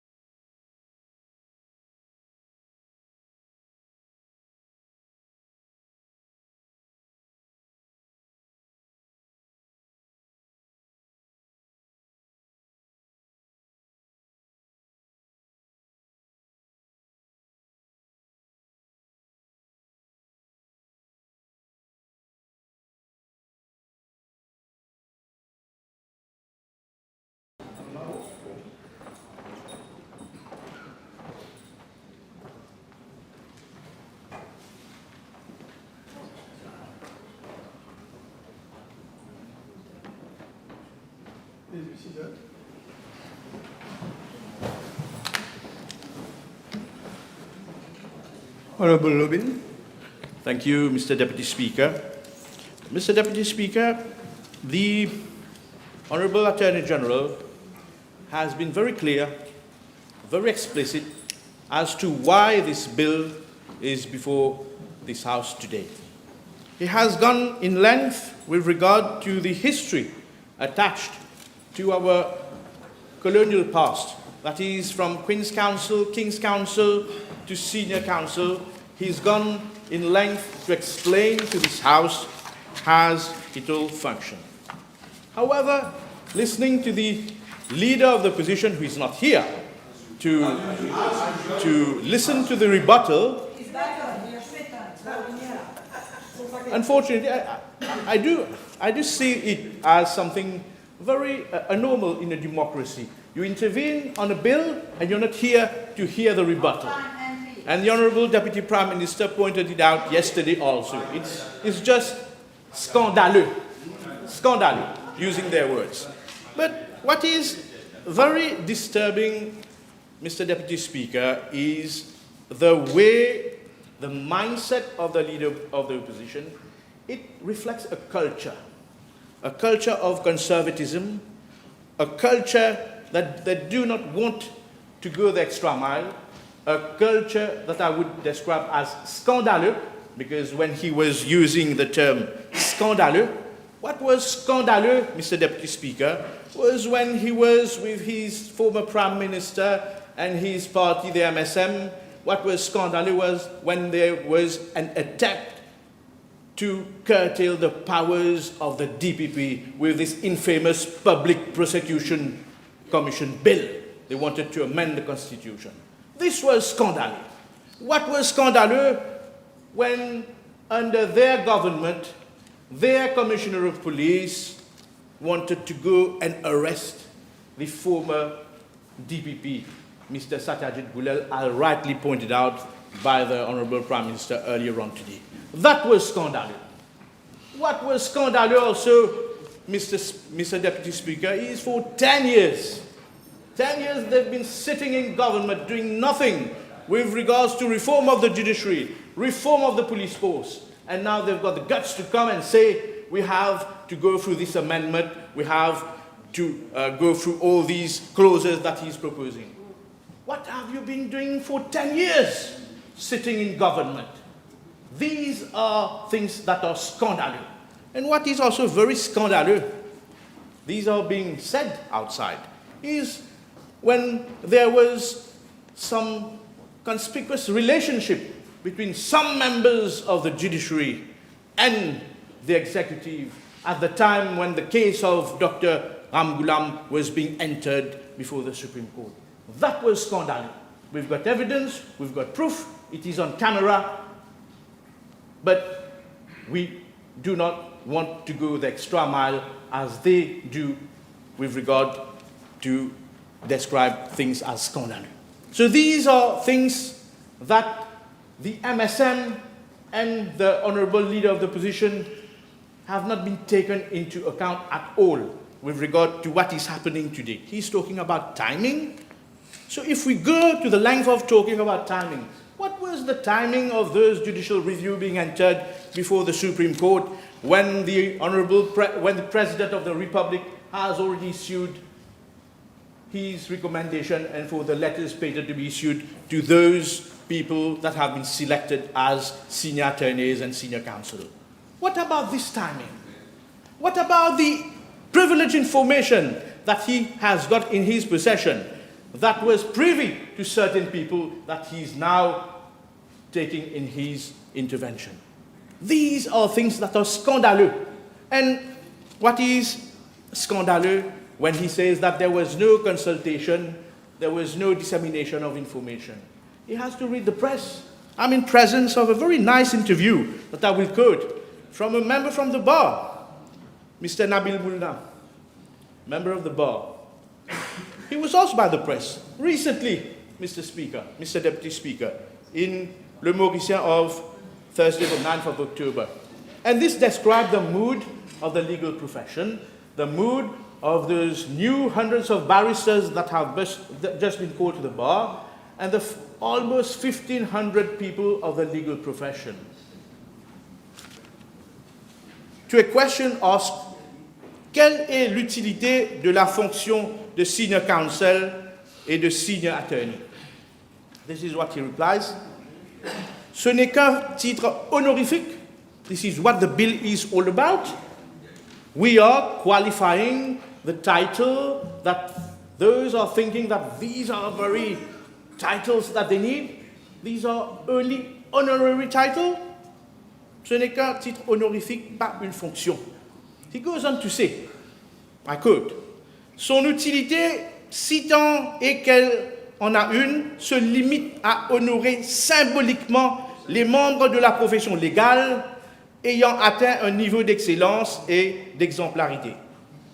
Une utilité que beaucoup contestent, car dans une république démocratique, Mr. Deputy Speaker, he says, il est sain de se rappeler que tous les citoyens sont égaux devant la loi et que donc leurs représentants doivent également être égaux devant la justice. Après tout, la vraie hiérarchie, celle du mérite, ne se décrète pas par letters patent. C'est clair. This reasoning from the bar is the reasoning of hundreds of barristers that see not title but merit. And this bill, this is all about merit, inclusiveness, and fairness in the way to appoint those people, to honor those people that have been serving our legal profession for years, more than 15 years. And we have to dig into the past. This has not been the case for the last 10 years. The last time that we have nominated senior counsel and senior attorneys was in 2016. And from there on, no nomination, no appointment was made. And this bill is trying to restore some degree of fairness in the way we select those people. Yes, true it is, there are reasonings that these are the remnants of our colonial past. Yes, we have to assume it.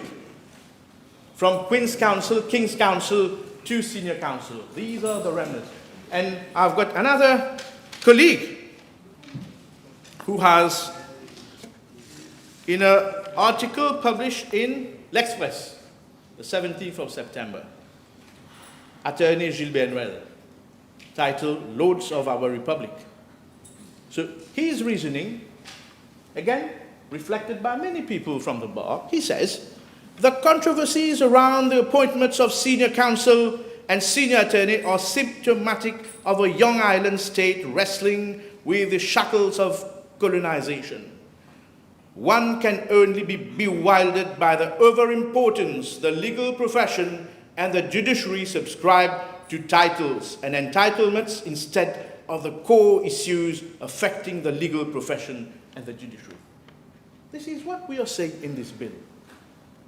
There has been a practice, there was a law, there was that famous Section 9 of the Law Practitioners Act that was allowing only one person, the Chief Justice, to take things in hand. This was the practice as per the law. This was also a sort of a convention.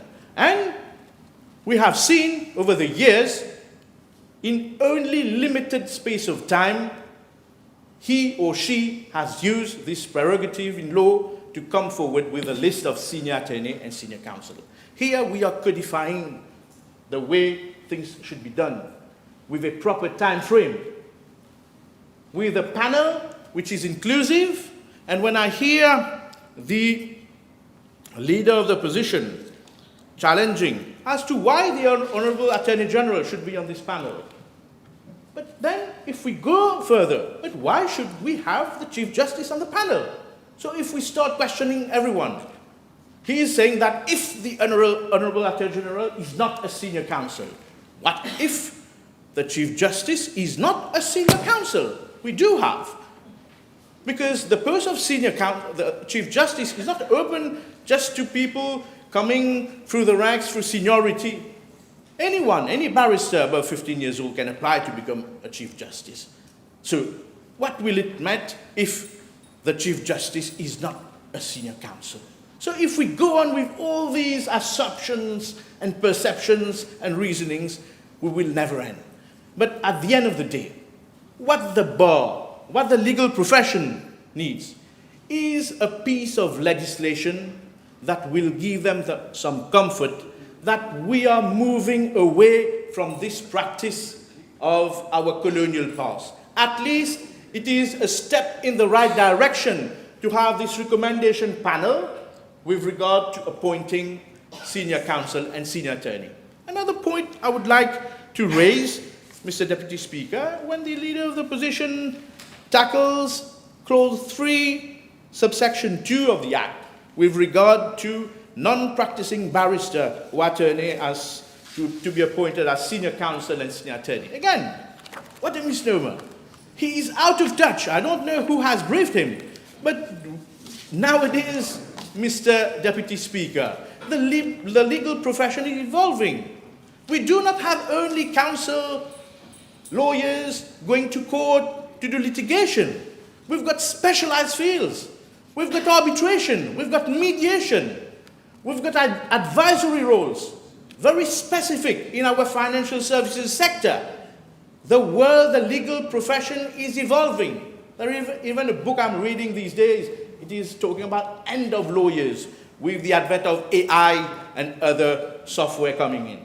So the world of barristers and attorneys are evolving so that non-practicing barristers should also be considered for those honorary posts. And I thank the Honourable Attorney General and his office to put this in this bill, because nowadays most of the lawyers, they are not practicing barristers. We are talking about 1,500 members of the bar. And you will see when you go to court, only 100 few are practicing and doing litigation. Most of them are in advisory, most of them are in specialized sectors, most of them are doing private mediation and arbitration. So again, this is a step forward. And when the Honourable Leader of the Opposition is talking about the President being advised by the Prime Minister, again, he doesn't understand that the President is advised by the Cabinet under Section 64 of our Constitution. Except in few cases, but in these particular cases, this is the case. But again, Mr. Deputy Speaker, we need a Leader of the Opposition to come and talk facts, to come and not mislead the House or the population listening to us. But again, there are genuine suggestions from the legal profession that are being taken into account in this piece of legislation, but there are also many questions that are arising. This is a step in the right direction for us to get away from our colonial past.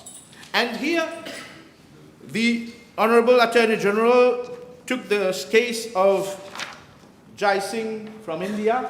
But again, India, they've got what you call the Advocates Act. They are going a bit further.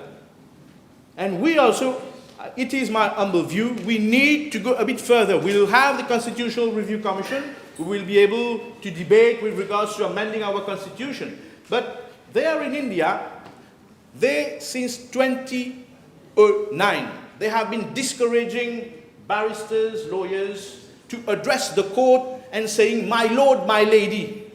They said, we have to get rid of this colonial past, the shackles of our colonial past. And many countries of the Commonwealth have adopted this principle. In Australia, in New Zealand. They say, "Your Honour, sir, madam, we are still here in Mauritius, addressing our court, addressing our honourable judges as my lady, my lord." Is it still something that we need to continue within our republican values in a sovereign and democratic state? So these are the questions that this bill is coming forward as a stepping stone to come forward with those arguments that has already been now law in India, and there is a judgment and stand of the High Court of Madras in 2021, they have banned the use of calling a judge my lady and my lord. It's sir, madam, or your honor. So again, I commend the approach of government and of the Honourable Attorney General to bring, this is a first stepping stone to move away from our colonial past, but I think we need also, in the very short term, apply this bill, but in the very long term, when we will have the Constitutional Review Commission, look at certain practice with regards even in our judicial system. No one in the Constitution, the constitutional arms, the judiciary or the executive, we should sit in an ivory tower. Even the judiciary, they should look at modernizing the way things are moving around the world. And I salute the courage of the government and the Attorney General to come with this bill amidst criticism from certain quarters that are close to certain people in certain parts of the judiciary. I'm not here to veil the fact. This is what is being said, and this is what we have been hearing. And this is why we have this bill today, to unblock a situation that should never have happened. So again, I shall urge the Honourable Attorney General to continue with this step to modernize our laws, make it more inclusive and fair, but also I would like to answer. You have 2 minutes. 2 minutes to answer to the leader of the opposition when he says that there are political motivations and other consideration. I would refer him to an answer of my dear friend Nabil Moulna in his interview. He says, in a question with regards to senior counsel pleading at the Supreme Court, en passant, c'est vraiment le comble que dans une démocratie, les seuls qui sont élus par le peuple soient ainsi constamment entachés de soupçons, comme si les apolitiques n'avaient pas eux aussi des intérêts privés et des agendas personnels et cachés. So to those that think these are being referred, they have to listen to the voice of the people of Mauritius. We're evolving democracy. And in an evolving democracy, we should not continue to sit in our ivory towers. I thank you, Mr. Deputy Speaker, for your kind attention. Thank you. Honourable Siban, 15 minutes. Mr. the Deputy Speaker, sir, it is with great honor and conviction that I rise today to express my full support for the Senior Counsel and Senior Attorney Bill. The bill is a landmark piece of legislation introduced by this government that will strengthen our justice system, modernize our legal framework, and uphold the values of merit, integrity, and excellence at the heart of our republic. Mr. Deputy Speaker, sir, the leader of the opposition is not here in the House, but he was asking whether the timing is right.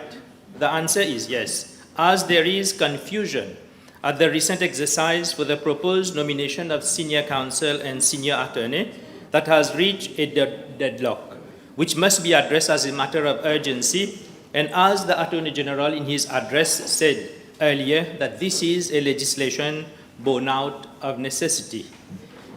Mr. the Deputy Speaker, sir, the object of this bill is to provide for the setting up of a recommendation panel consisting of the Chief Justice as chairperson, the senior penal judge, the next two most senior penal judges, the Attorney General, the chairperson of the Bar Council, and the chairperson of the Mauritius Law Society, which will be henceforth be responsible to make recommendations to the President of the Republic of Mauritius for appointment of barristers as senior counsels and attorneys as senior attorney.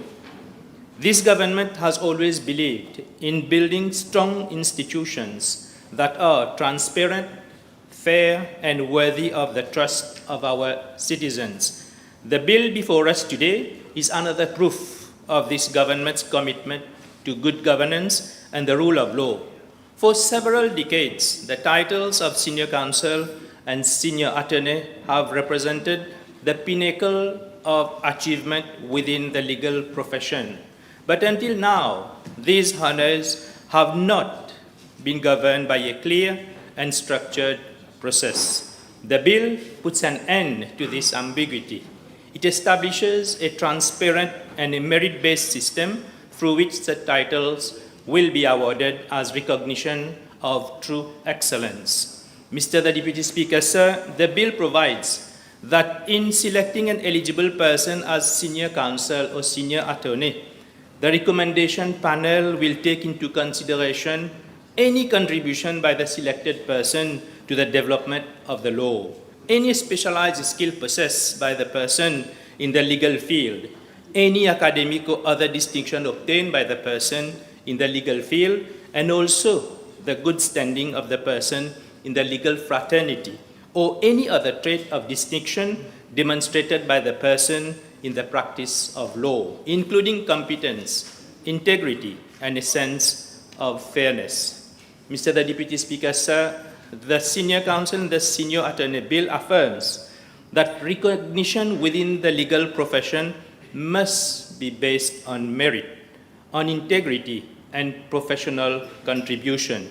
It will also be a reminder that in the Republic of Mauritius, honor is earned on excellence and service. This legislation will ensure that every barrister or attorney aspiring to this title knows the criteria, the process, and the expectations. It enriches the principles of equal opportunity that this government has consistently emphasized in our democratic system. By passing this bill, we are saying loudly and clearly that our republic rewards merit, establishes good governance, and aims to bring clarity and fairness. Mr. the Deputy Speaker, sir, Section 3 of the bill provides that for someone to be eligible for the honorary title of senior counsel and senior attorney, they must be on the respective role for at least 15 years, and their name has not been erased from the roll of practitioners.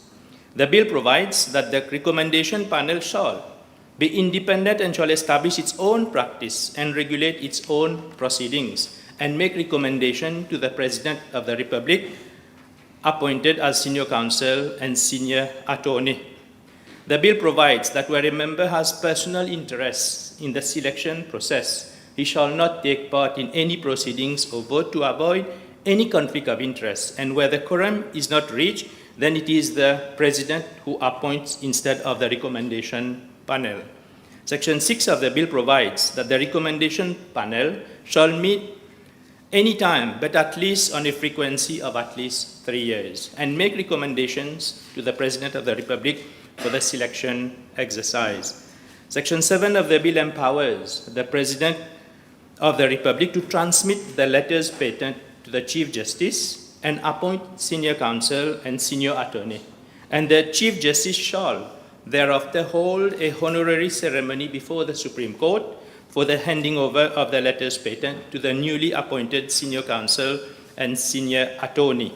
Mr. the Deputy Speaker, sir, this bill shows a deep understanding of the structure of our legal system. In Mauritius, both barristers and attorneys play a vital role in the justice system and represent clients in their time of need and serve as trusted advisors and as essential pillars in the preparation and administration of justice. For the first time in the history of Mauritius, this bill provides a parallel recognition for both branches, for senior counsel, for barristers, and senior attorneys for attorney. This is a matter of fairness and balance. It acknowledges that justice is a collective effort and that both professions deserve honor for their respective contributions. Mr. the Deputy Speaker, sir, the days of speculation and subjectivity are over. This government believes in process over discretion, as we know that transparency is the cornerstone of public trust. By clearly defining the process of selection, by ensuring that appointments are made in accordance with the provisions of this bill. This bill therefore protects the integrity of the title. Mr. the Deputy Speaker, sir, we are not alone on this journey. Across the Commonwealth, from United Kingdom to Australia, from Singapore to India, similar frameworks exist to honor senior members of the legal professions. The titles of Senior Counsel or Queen's Counsel or King's Counsel are well established but always supported by clear rules. By introducing this legislation, Mauritius joins the ranks of jurisdiction that places institutional integrity above tradition and transparency above uncertainty. It strengthens our country's reputation as a modern and democratic nation guided by the rule of law. Mr. the Deputy Speaker, sir, in the landmark case of Indira Jai Singh versus the Supreme Court of India in 2017, as highlighted by the Attorney General, the Supreme Court of India made it clear that the process for designating senior lawyers must be transparent, fair, and based on a well-defined objective criteria. And this bill aims to achieve that. Mr. the Deputy Speaker, sir, the passage of this bill is not only about recognition, it is also about inspiration. For several of our young barristers and attorneys entering the legal profession every year, this legislation sends a strong and powerful message that if you work hard and you uphold the law with honor and distinctions, your efforts will be recognized and rewarded. Mr. the Deputy Speaker, sir, this is how we build a profession rooted in excellence and a justice system anchored in trust. The bill aims to fit squarely within the government's broader agenda for reform that seeks to modernize our legal and institutional frameworks. From judicial efficiency to access to justice, this government has demonstrated time and again that it is committed to strengthening the pillars of our democracy.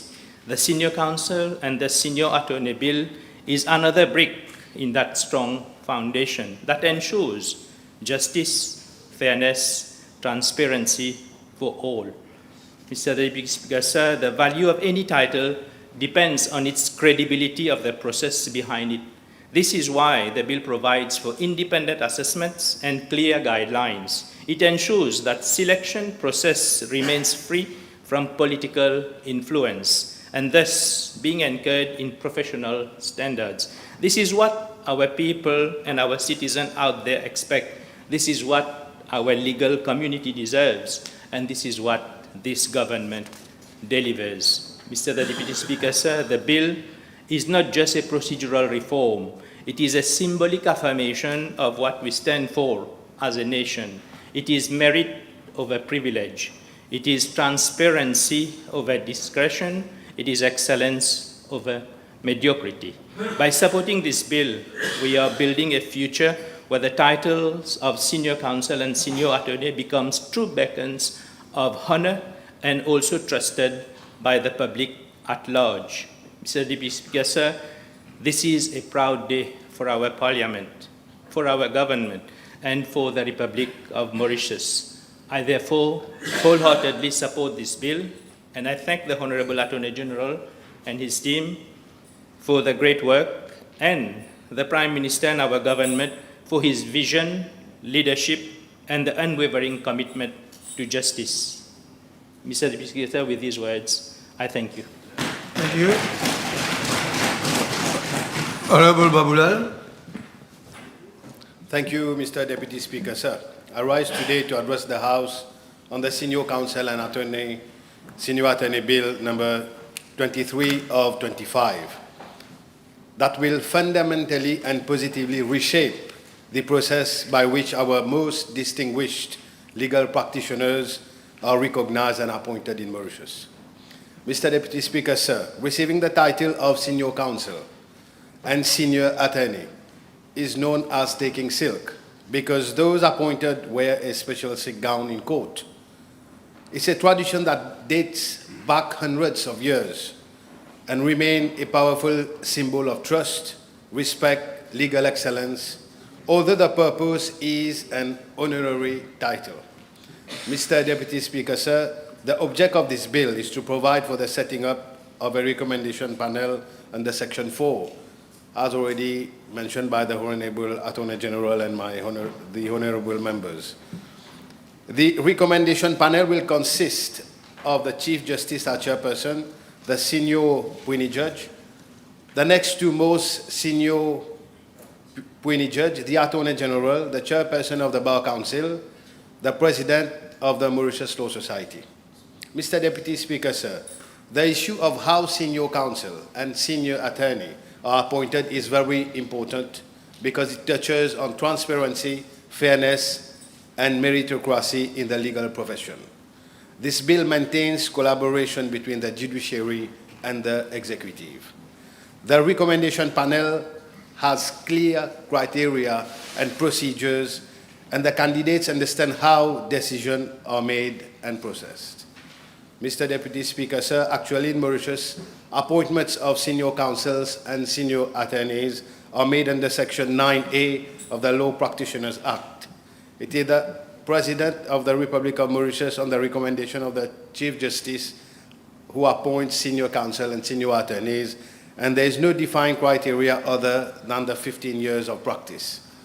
Mr. Deputy Speaker, sir, while we respect this tradition, this bill marks a clear path forward, aligning our system with the best practices observed in common law jurisdiction globally. For example, in the United Kingdom, the appointments are made by the monarch on advice of the Lord Chancellor. Candidates apply through a competitive application processed overseen by the King's Counsel Selection Panel, which is independent. The process provides for independent selection panel comprising two retired senior judges, senior barristers, senior solicitors, and a lay member. The panel is chaired by the lay member. In Singapore, senior counsel are appointed by the Chief Justice under the Legal Profession Act. The selection committee includes the Chief Justice, the Attorney General, President of the Law Society, and a senior counsel. Candidates are evaluated on professional ability, standing at the bar, and contribution to the legal profession. Mr. Deputy Speaker, sir, this bill will lead to well-rounded, informed decision about who deserve to be appointed as senior counsel and senior attorneys. A more transparent and fair process improves public perception of the judiciary and the legal profession. In India also, after the case of Jai Singh, as mentioned by the Honourable Attorney General, Honourable Kushal Lobin and Honourable Manoj Siban, after the case of Jai Singh, in India now we have a committee for designation of senior lawyers. The committee comprises of the Chief Justice of India as its chairperson, along with two senior most Supreme Court judges, the Attorney General of the state, and a distinguished jurist who is nominated by the committee. Mr. Deputy Speaker, sir, this bill is a way forward in relation to transparency and fairness.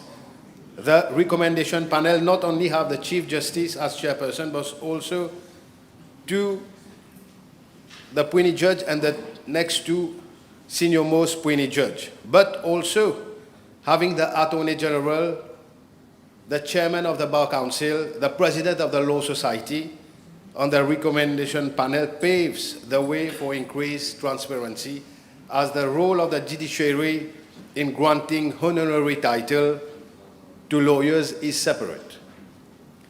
If we listen at the Honourable Leader of the Opposition, he was telling why the Attorney General should be on the panel. But if we look at England, India, the Attorney General is present on the panel or the committee. Mr. Deputy Speaker, sir, the composition of the recommendation panel allows for a broader assessment of the candidate's suitability. The key lies in transparency and meritocracy. Mr. Deputy Speaker, sir, the legal profession depends on the public confidence, and a more open and inclusive approach enhances that trust to the wider public. Section 3 deals with the eligibility of appointment of senior counsel and senior attorney who is not less than 15 years of standing. Section 6 explains about the selection exercise, as has already explained by my learned friends. Mr. Deputy Speaker, sir, the recommendation panel also have very specific criteria from A, B, C, D, and E, which have already been elaborated by my friends. Mr. Deputy Speaker, sir, the bill will make the process to appoint senior attorney and senior counsel a transparent one, merit-based process that one unequivocally reflects our society core values of fairness, accountability, and professionalism. Mr. Deputy Speaker, sir, I wholeheartedly thank the Attorney General for bringing this essential bill to the House. He has summarized his position fully and clearly. This bill is a powerful reminder that even the most traditional parts of our legal system can and must evolve to serve the public with greater openness, fairness, and trust. This government's convictions are based on transparency and equality. By continuing to move forwards greater transparency, we uphold not only the quality of our legal professionals, but crucially the confidence of the community in the justice system. Mr. Deputy Speaker, sir, I commend the senior counsel and senior attorney bill to the House. Honourable Pendia. Deputy Speaker, sir.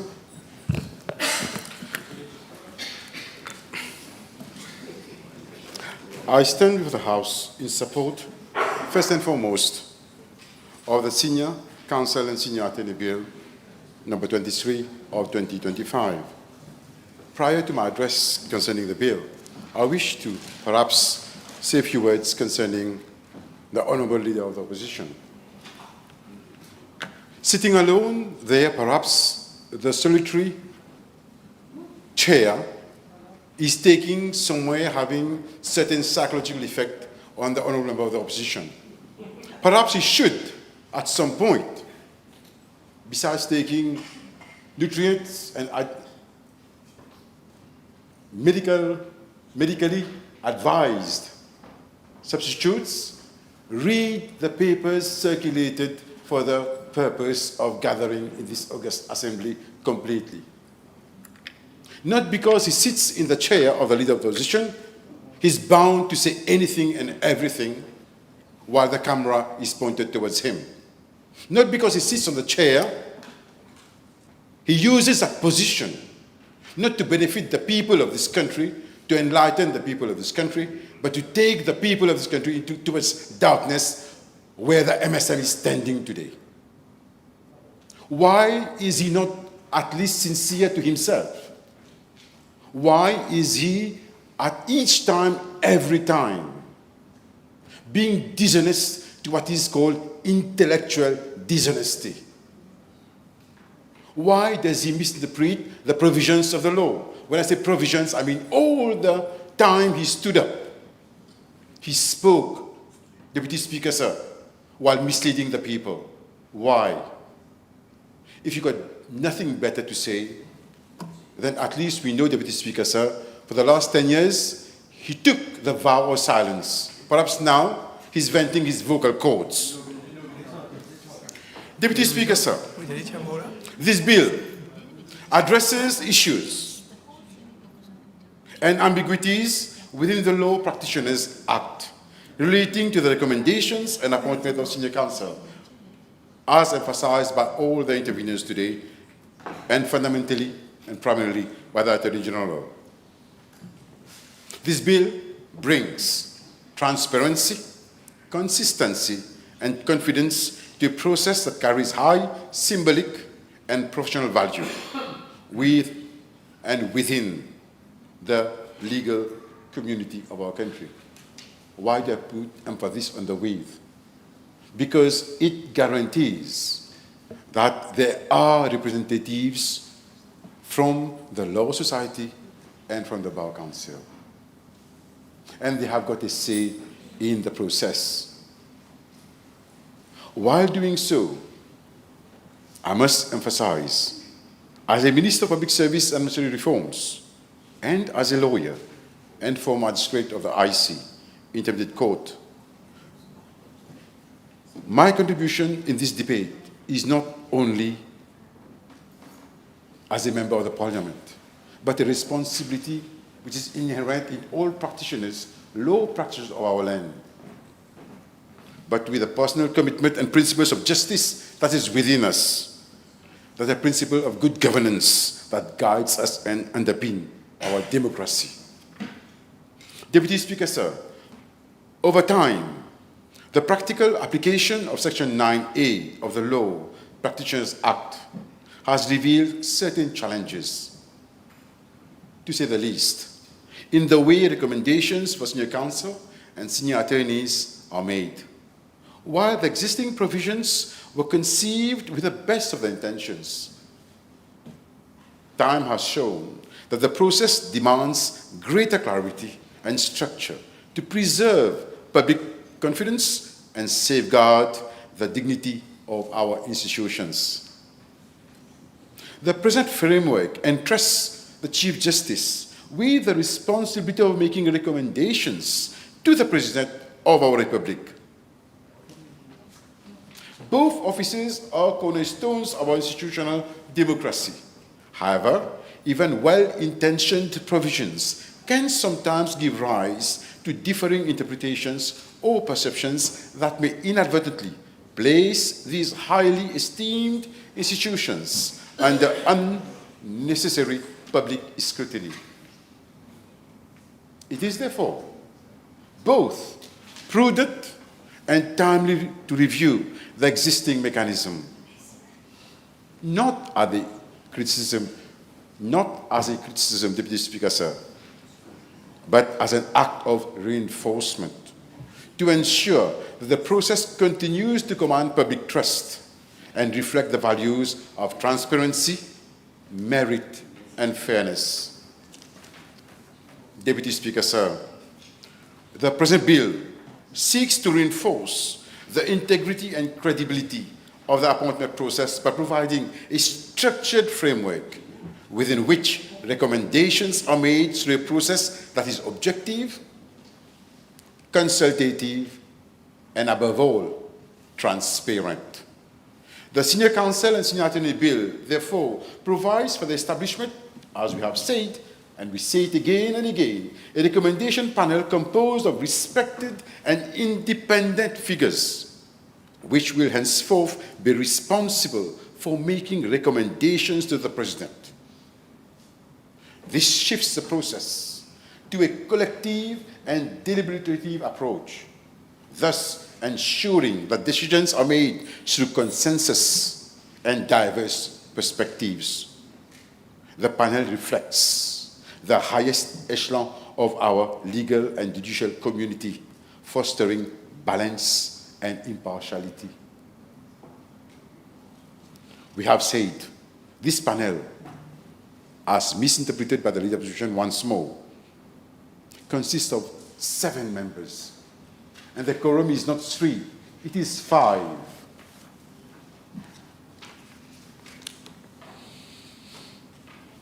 Deputy Speaker, sir, it should be duly emphasized also that where necessary, provisions are made for substitutions to maintain the panel's integrity, such as designating senior counsel or senior attorneys if the representative, chairpersons, or presidents do not hold those titles, or appointing alternatives by the President of the Republic in case of failure to designate. This collegial structure mirrors successful models in fellow Commonwealth countries, closer to our legal traditions. We have named the UK, we have named British Columbia, Australia, Canada, India. Well, there is also Jamaica, a 7-member committee chaired by the Chief Justice, and comprising the President of the Court of Appeal, the Attorney General, the Chairman of the General Legal Council, Presidents of the Jamaican Bar Association Advocates Association, and a representative from the existing Case Counsel group reviews annual applications based on criteria like advocacy excellence, integrity, before recommending to the Governor General on the Prime Minister's advice.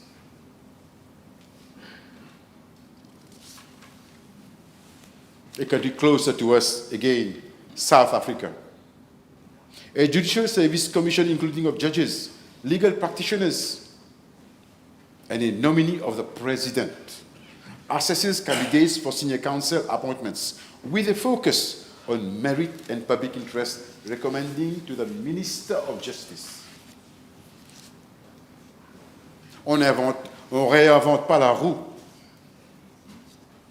Deputy Speaker, sir, we are but reflecting the evolution and development of the needs of a society which is aiming to refine and ensure that its institutions functions to the optimum.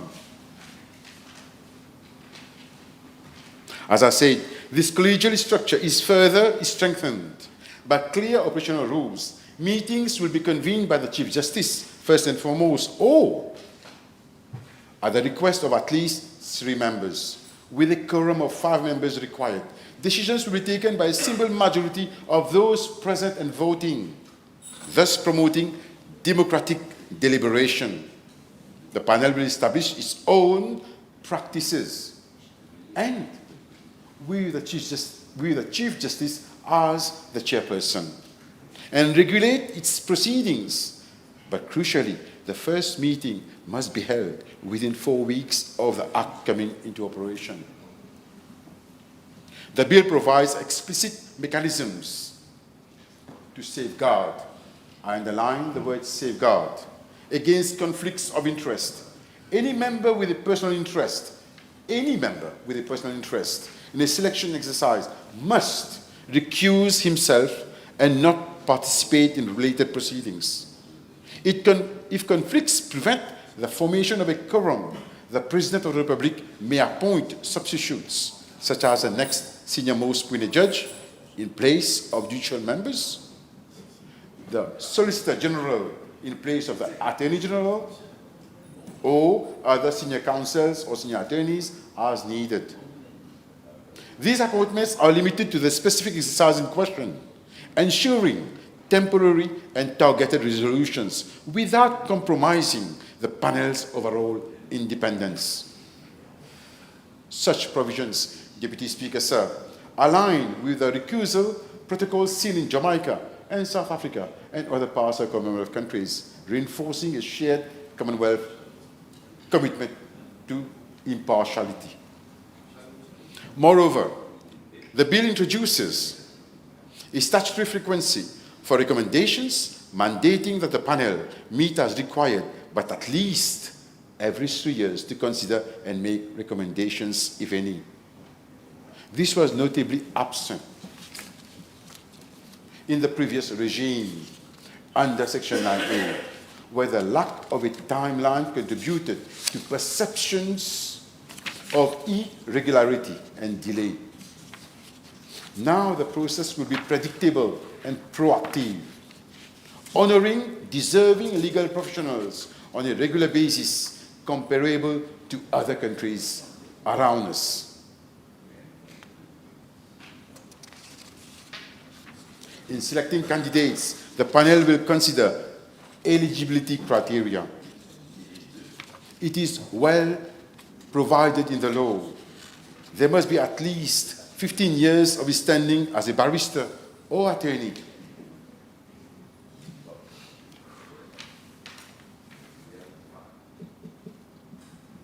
With names on the roll and not erased while evaluating contributions to the development of the law. Specialized skills, academic distinctions, good standing in the legal fraternity, and other traits of distinction, such as competence, integrity, and fairness.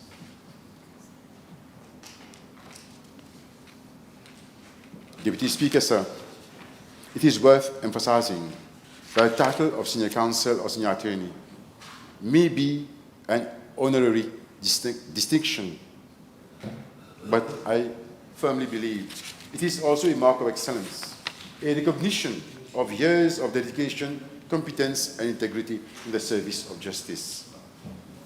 It is a distinction that should inspire public confidence and set an example for younger members of the profession to emulate. By introducing a clear and transparent process of nominations, the bill helps restore that sense of prestige and impartiality which such appointments deserve. It ensures that the selection is based solely on merit and professional distinction. Deputy Speaker, sir, I quote, "It is not merely of some importance, but it is of fundamental importance that justice should not only be done, but should manifestly and undoubtedly be seen to be done."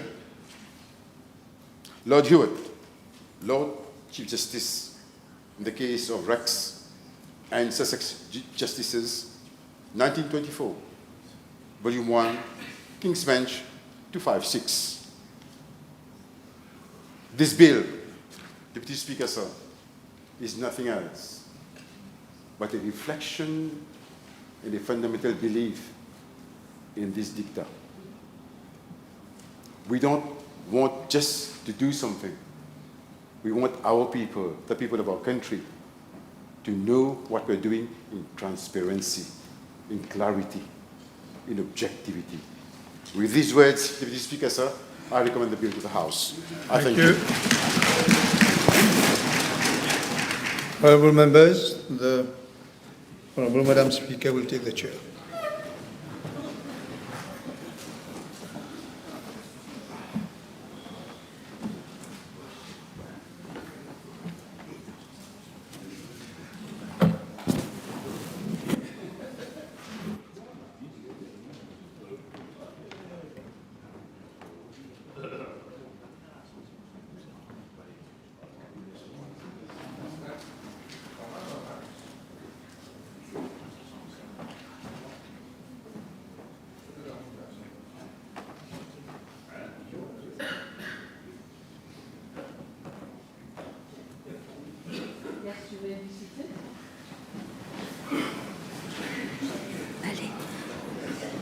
Yes. Merci, Madame le Speaker. Madame le Speaker, je ne le fais pas à chaque fois qu'un projet de loi est devant cette Chambre, mais en cette occasion, je tiens à féliciter le plus chaleureusement possible l'Attorney General pour la présentation de ce texte. Madame le Speaker, avec ce projet de loi, nous passons d'un système arbitraire à un système démocratique et transparent. Et cela sans léser ou humilier qui que ce soit. En soi, c'est un exploit. C'est une chose extrêmement importante. Et je demande à tous les membres de la Chambre de réfléchir un petit coup, un peu là, à ce qui se passe depuis lundi. Il n'y a eu presque aucune critique depuis lundi. Parce que précisément, je pense, les gens réalisent, d'abord les femmes et hommes de la profession légale, réalisent que vraiment, nous passons d'un système arbitraire à un système démocratique et transparent, et nous avons fait bien attention, ce faisant, de ne léser ni humilier personne. Bravo à l'Attorney General, bravo au gouvernement, bravo à nous tous quand nous allons voter cette loi aujourd'hui. Et comme toujours, en l'absence d'un soi-disant leader de l'opposition qui annonce en longueur les amendements qu'il va move et qui move himself out of the chamber. Nous avons, pourquoi je suis plein de félicitations, c'est parce que nous avons trouvé, la tournée générale et le gouvernement, nous avons trouvé le bon équilibre qui fait donc, résultat, qui fait la quasi-unanimité aujourd'hui. Le bon équilibre avec 4 juges et 3 membres de la profession légale représentant l'association des avocats et l'association des avocats sur un nouveau recommendation,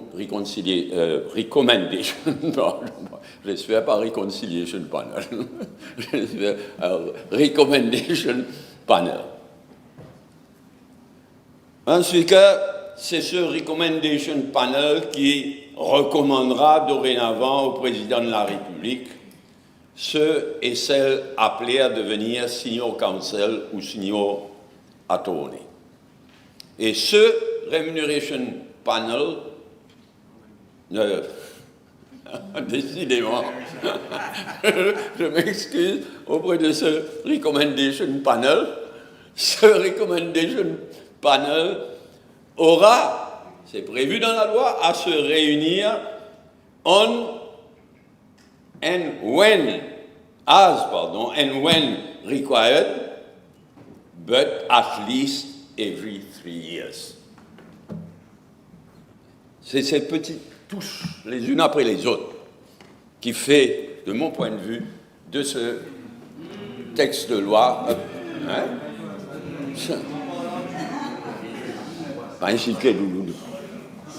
qui fait de ce texte de loi un petit chef-d'œuvre.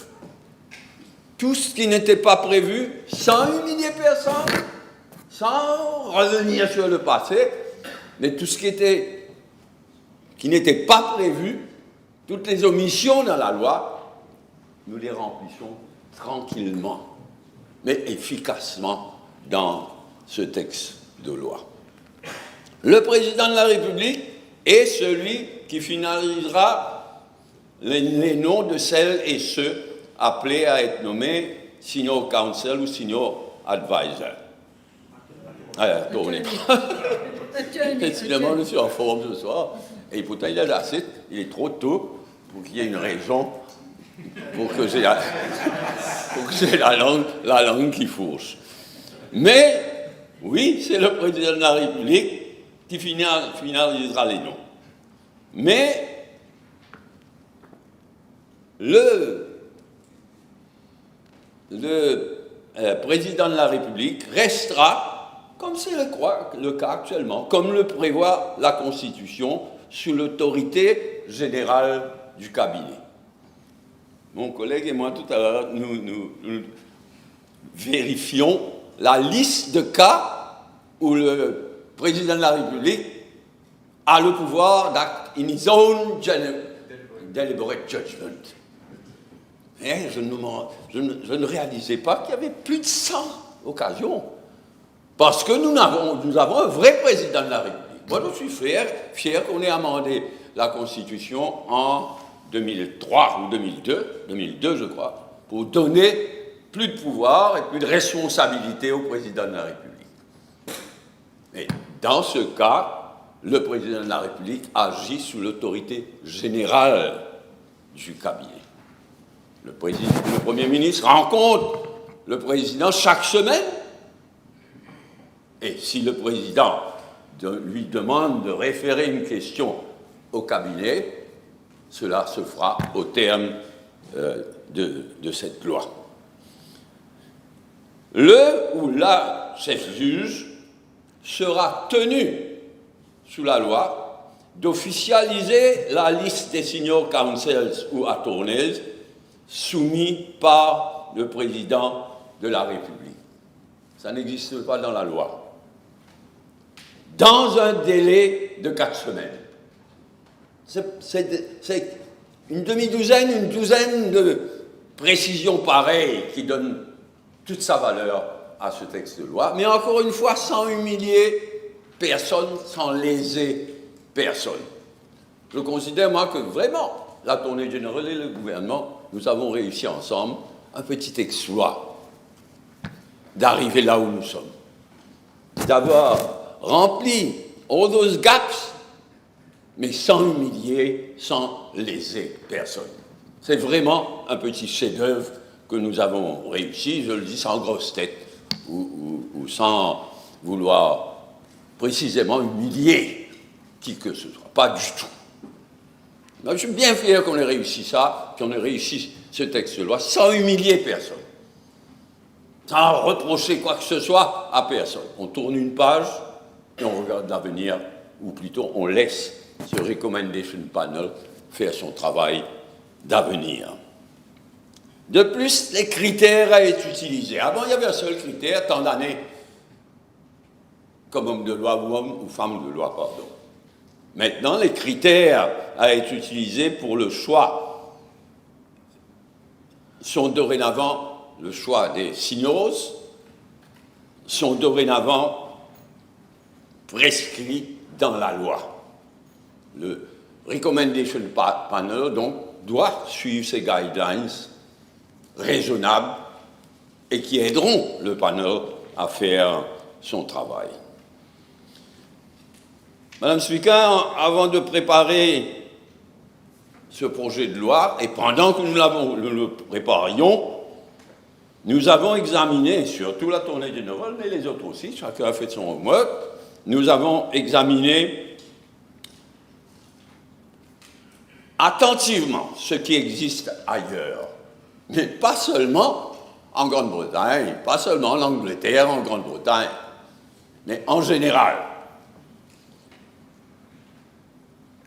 Pour désigner de par le monde les senior counsels ou attorneys ou leur équivalent. Parce que dans pas mal de pays, ce n'est pas l'appellation de ces seniors. Donc, Madame Speaker, résultat de tout cela,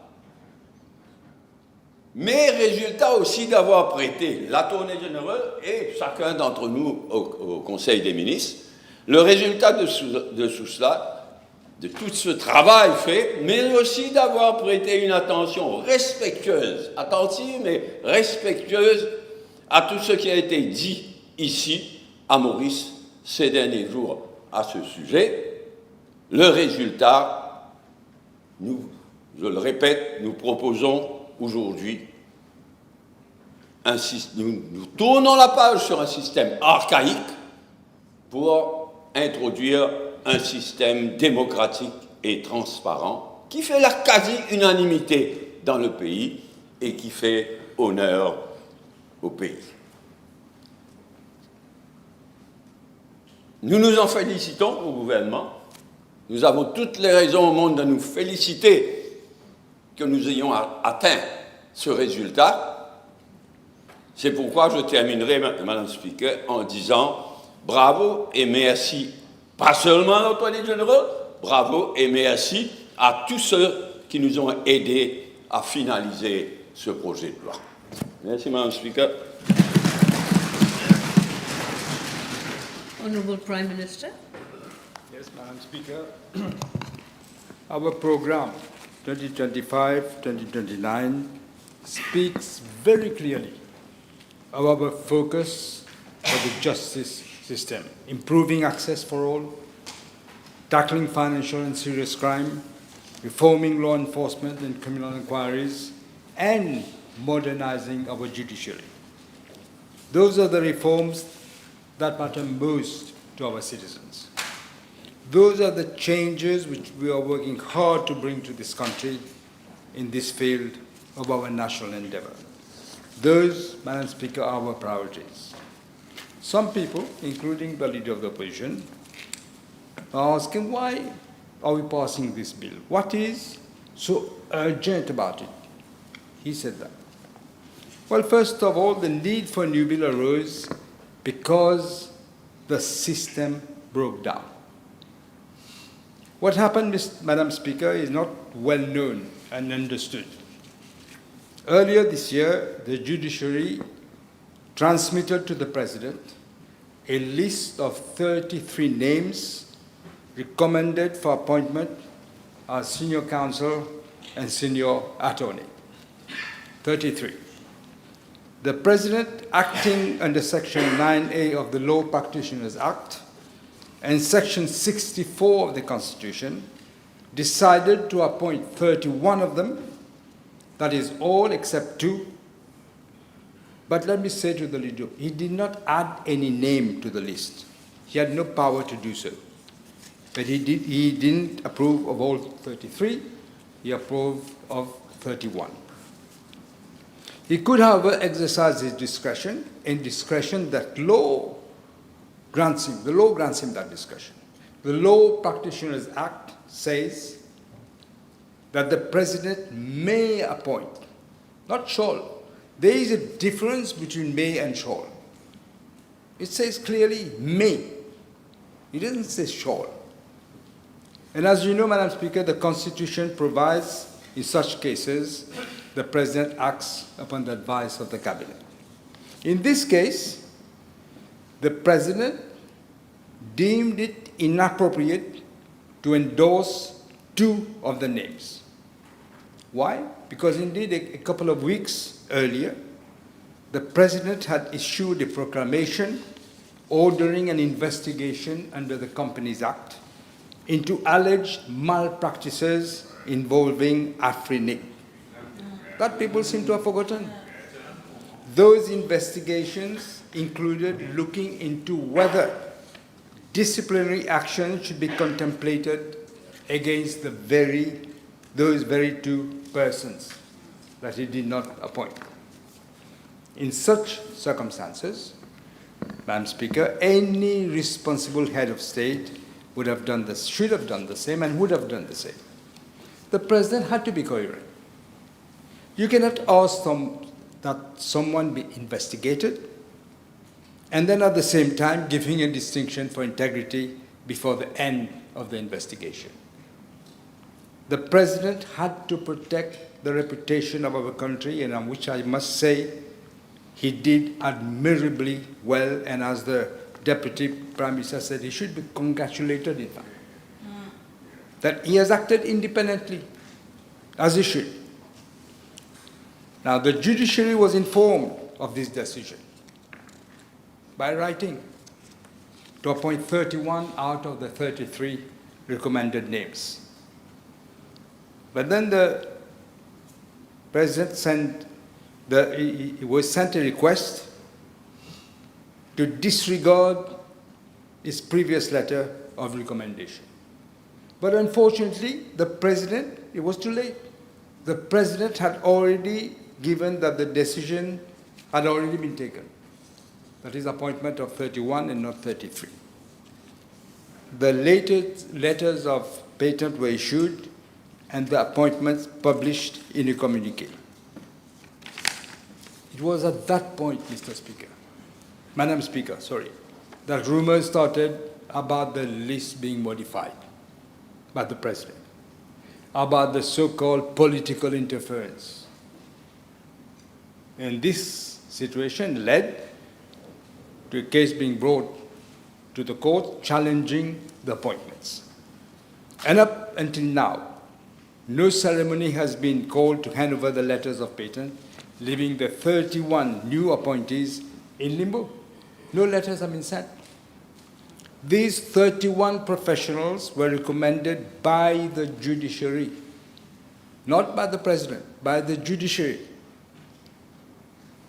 And they did not ask for it. They didn't ask for anything. They did nothing wrong. That is what is regrettable.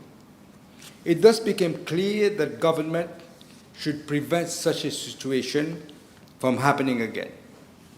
In considering reform, the Attorney General maintained a dialogue with the judiciary, knowing that reason and cooperation would ultimately prevail.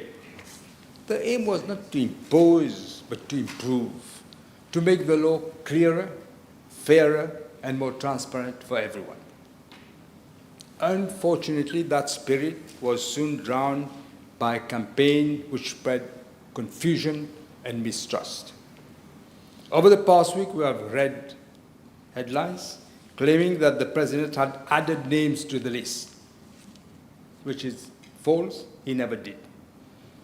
Then we heard that seen the headlines, that the bill was designed to bypass the judiciary, which it does not. That it was a threat to judicial independence, which it is not. These claims have been amplified in print and online and by the opposition, by people who should have known better, including the leader of the opposition. The result was confusion that was harmful to the image of our jurisdiction. Madam Speaker, that is why it was urgent that we clarify everything. And we had to act with speed and determination.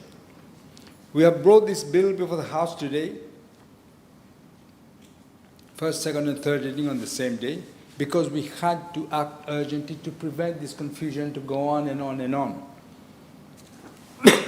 When misunderstanding goes unchecked, it corrodes confusion in our institutions. It is our duty to restore clarity swiftly before rumor and speculation hardens into division and before people start believing what they're hearing. I think the leader of the opposition falls in that category. He has believed it, I suppose. Our citizens and our international partners should know that this government will never waver in our democratic ideals, that the separation of powers and the independence of the judiciary is safe, respected, and need to be consolidated. Indeed, Madam Speaker, the bill respects the separation of powers, as I think the Attorney General has explained lengthily. The appointment of senior counsel and senior attorney is not and has never been a judicial function. This is the first mistake that a lot of people are doing. It has never been a judicial function. Nor is it the exclusive prerogative of any Chief Justice. It is not. It is the fruit of a collaboration between the judiciary and the executive conferred by the President acting on the advice of the Cabinet after recommendation by the Chief Justice. That is what the law says today. Some who as often don't do, they are saying that the Attorney General should not be included, as the leader of the opposition said, and in fact he's brought an amendment to that, that the Attorney General should not be included as he is a political nominee sitting in the Cabinet and therefore part of the executive. For the education of those who don't understand. First of all, the Attorney General, a real Attorney General, is meant to give independent advice to the government. Yeah.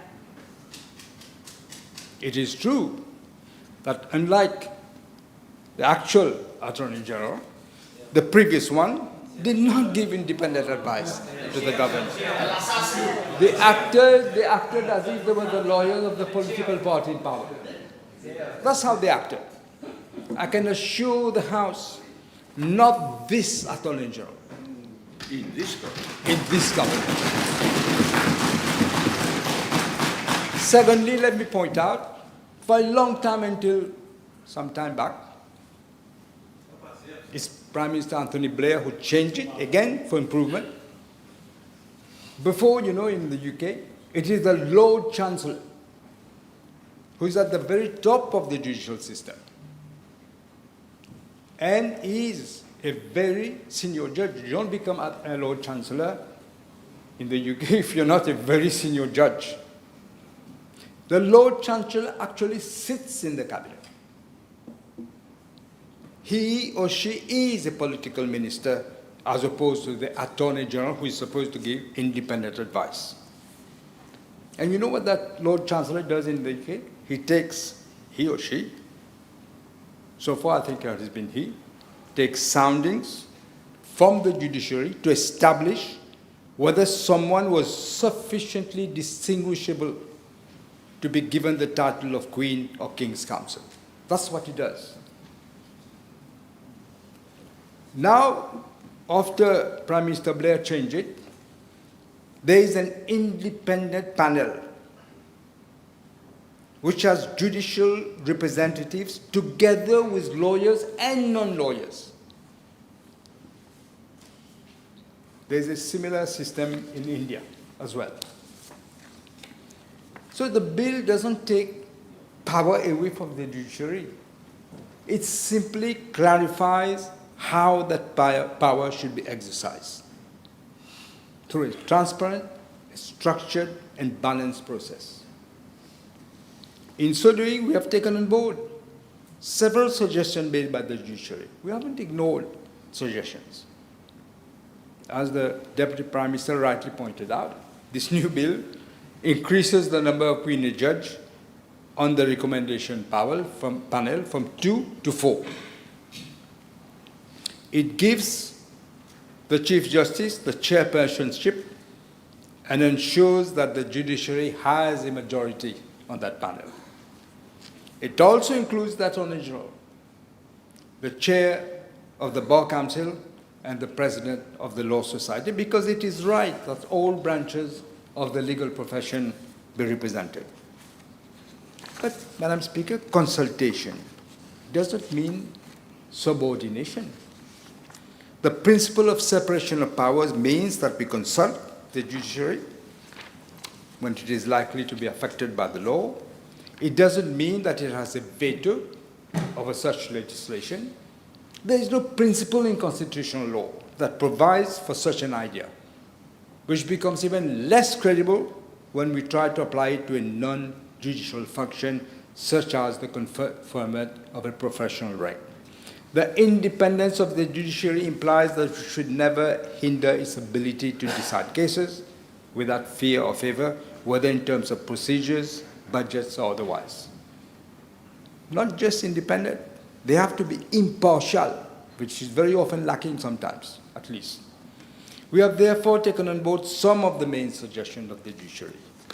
We do not believe, for instance, that we should remove the president from the process.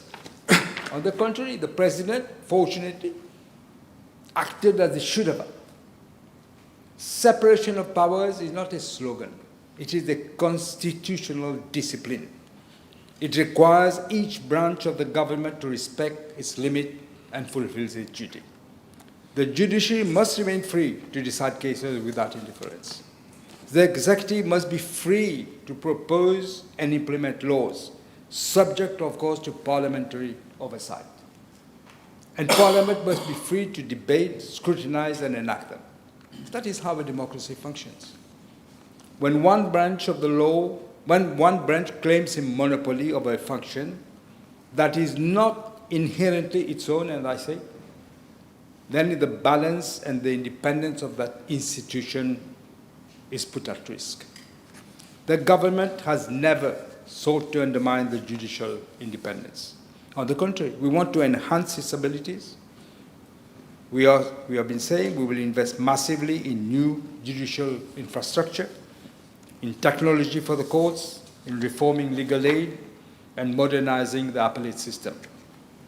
We are the government that will deliver a modern and efficient court of appeal. We have already voted for a revenue tribunal, for legal aid, legal assistance act to be increased, a modern framework for civil and criminal office, and more will follow. This present bill, Madam Speaker, is part of that broader effort. It replaces ambiguity with transparency. It creates an open, accountable system where recommendations are made collectively and decisions are taken lawfully. It prevents paralysis. It preserves the preeminence of the judiciary in the recommendation stage. We all share the same objective, Madam Speaker. A justice system that is fair, that is efficient, and trusted. The titles of senior counsel and senior attorney are not privileges to be contested. They are professional ranks bestowed on merit. And in no country, as the leader of the opposition was saying, that there should be an appeal. In no country there is an appeal. Either you get it or you don't get it. You realize I don't think he's looked at it profoundly.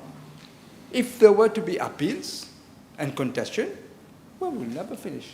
We'll never finish. They should not divide the bench and the bar or the judiciary and the executive. They should unite the legal community in service in the Republic. That is why this bill is being brought to the House today. not to settle scores, but to settle the law, not to assert dominance, but to restore confidence.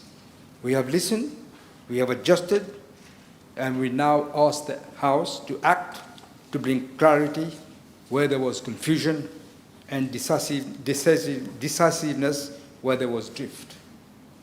The rule of law is not preserved by silence or paralysis.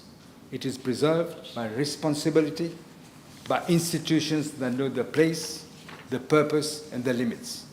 That is what the government stands for, and that is what the bill defends. Thank you.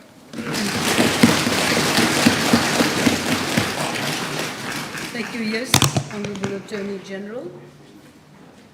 Your winding up speech.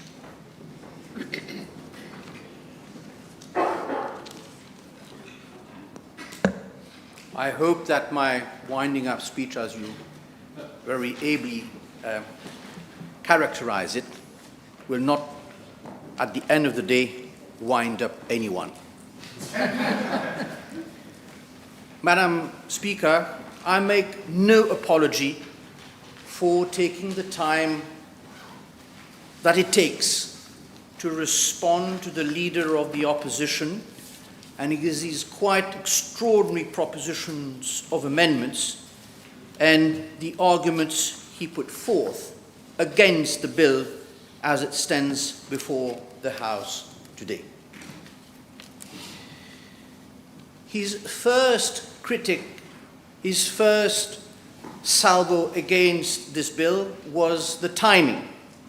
But let me make it clear, if it has not been made clear enough by my earlier speech, that of the Prime Minister. The necessity for this bill can scarcely be contested.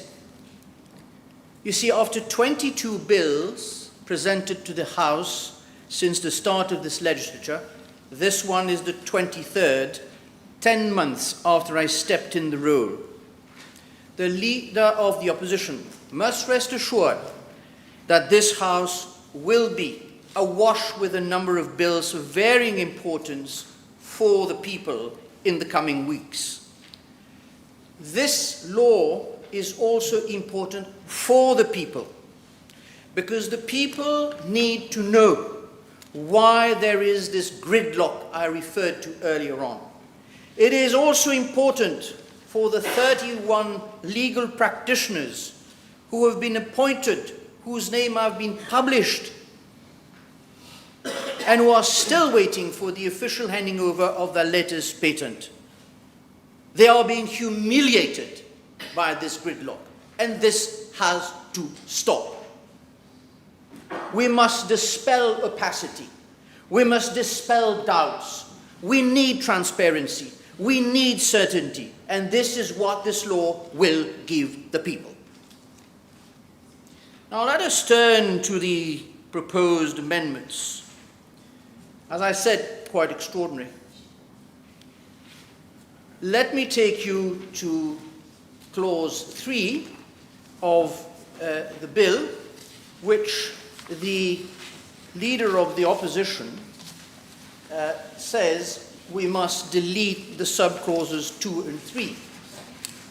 Subclause 2 that he wants to delete talks about non-practicing barristers. Let me tell the House a little story. Most of us have heard, especially those who have studied the law, know of Sir Ian Brownlee QC. Now, he was no practicing barrister. He was an academic. He taught me at Oxford. And you know what? He was the first lawyer approached by the Prime Minister to give advice on the Chagos. And we know what is the result of what he advised more than 20 years ago. So should this eminent jurist not be given that distinction because he does not run around the county courts of UK is abhorrent. And that is why the amendment proposed by the Leader of the Opposition is not entertainable. The second amendment is subsection 3 of clause 3, where we say that no barrister or attorney shall have a legal right to such a title. As the Prime Minister rightly said, we cannot have a system which will end up in court every other year. We need to make sure that people understand that there is clarity and certainty, and that no one will be able to challenge the ultimate appointment of the President of the Republic after the process through the recommendation panel with the criteria that have been set out in this bill. That is why this second amendment should also be rejected. Now, if we go to clause 4, which is subpart B of the proposed amendments, which we received 5 minutes before Parliament started at 3. So, in clause 4, the leader of the opposition says that we have to delete in clause 3, which is who will sit on the recommendation panel, subparagraphs D, E, and F, i.e. the Attorney General, the Chairperson of the Bar, and the President of the Mauritius Law Society. Now, quite extraordinarily, however, there is no mention by the leader of the opposition of clause 5 of the bill. Can I take you to clause 5, more particularly to sub-clause 2 of clause 5, where the leader of the opposition has asked for only one amendment. He only wants the name of the Attorney General to be deleted everywhere where it appears only once. Now, more importantly, my alter ego, the Solicitor General, his name is not deleted. What is even more is that although in clause 4.3 we have deleted the Chairperson of the Bar and the Chairperson of the Law Society, yet in clause 5.2, subsection C and D, the names of the Chair of the Bar and the Chair of the Law Society are not deleted. What kind of amendment is that? It's a botched amendment. Presumably he would ask to amend his amendments.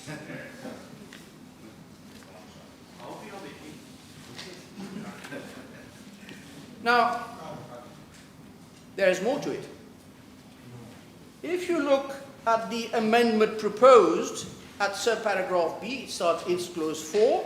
Let me take you to subpart 2, where it says, by deleting subclauses 4, 5, and 11, and the existing subclauses 6 to 10 to be renumbered as clauses 4 to 8. You are all with me.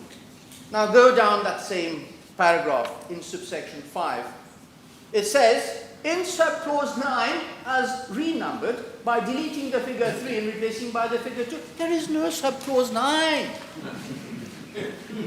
What are we talking about here? What is this nonsense? And we are being kept away from our homes because of this?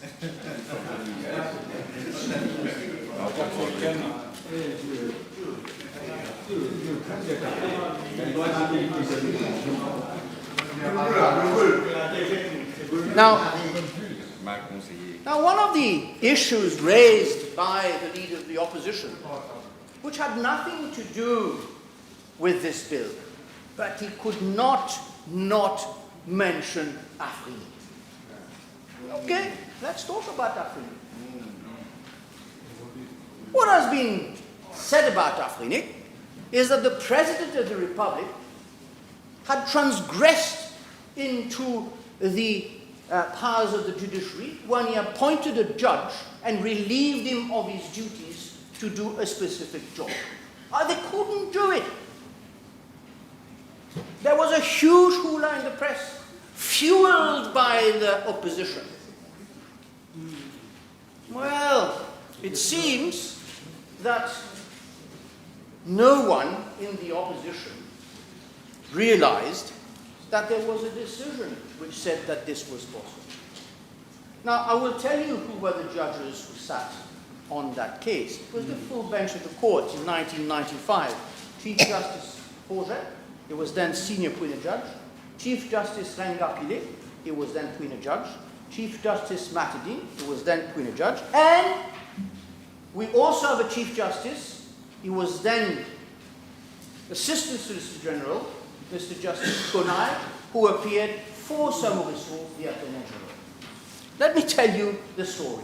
So in 1995, if some of you remember, Sir Maurice Hall had retired as a judge, and as all judges, they give an undertaking that they will not practice after their retirement. They can be legal consultants, but they can't practice at the bar. Therefore, they are not on the list of practicing barristers. But when that government at the time needed an Attorney General, Xavier Duval, who was in government, Yes. he went to see Sir Maurice Hall and asked him to come to become the next Attorney General. But he could not because he was not a practicing barrister. He was not on the roll anymore. So, there had to be an application. It is called the application of Sir Maurice Hall QC. It's a very short, terse judgment, as Chief Justice Pillay usually wrote them. I will read some of it because I think it bears reflection and a lot of thinking about what we hear, the nonsense that we hear every day. After taking cognizance of the relevant documents, having heard submission of learned counsel for the Attorney General, we are satisfied that His Excellency, the Acting President, has relieved Sir Maurice Hall, former Chief Justice of the Supreme Court, of his undertaking not to practice as a barrister in Mauritius for the period he will be serving as Attorney General. We take the view, the court said, that if the President can appoint a judge of the Supreme Court, he may, with the concurrence of that judge, relieve him for a particular period of any condition attached to his appointment. And reference is made to Article 1134 of our Civil Code. You wanted Afrinic? This is Afrinic. And the President was abundantly right. Just like he was abundantly right in taking the decision he took in the present matter.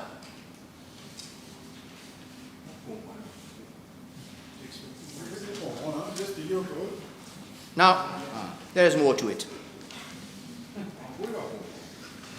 What the leader of the opposition has tried to portray is that this bill supposedly alters the balance between the judiciary and the executive. With due respect, leader of the opposition, that view does not stand up to scrutiny. The power entrusted to the judiciary has always been a power to recommend to the executive not to decide. That is clear in Section 9A of the Law Practitioners Act, and we are not changing anything. And when you have asked earlier on an amendment, let me go back to your amendment. When you have asked about the amendment to delete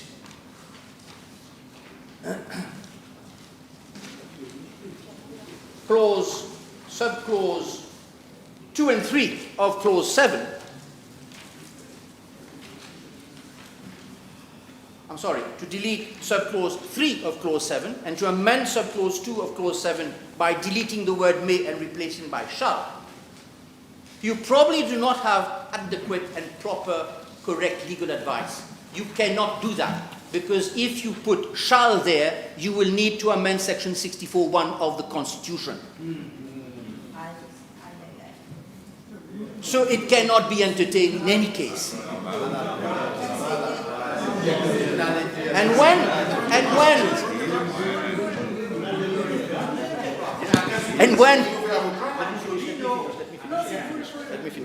let me finish.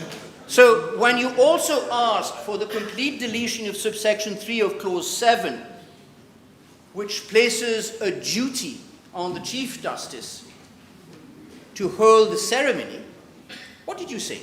You said, well, the Chief Justice has to take an order from the President.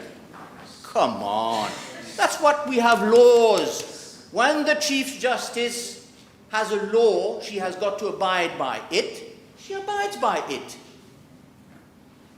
It's very simple. The law says that she shall do something. It's not the president asking her. It is the law. And have I not heard someone say that no one is above the law, Leader of the Opposition? Of course, Madam Speaker, no one is above the law. And when the law says so, everyone must comply, whomsoever you are.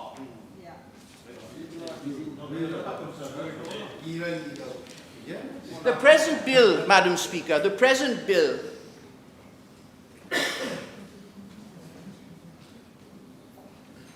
keeps the tradition that the function has been shared because it never belonged exclusively to one branch, the judiciary or the executive. That shared arrangement is now placed in a more transparent, collective and reasoned process of recommendation. True it is that the choice has been to broaden the panel with the presence of the Attorney General and the presidents of the Law Society and the Bar Association.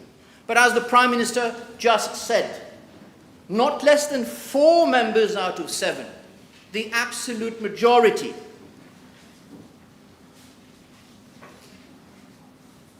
remains in the hands of the judiciary. And as the Prime Minister rightly stated, that number has not been plucked out of thin air.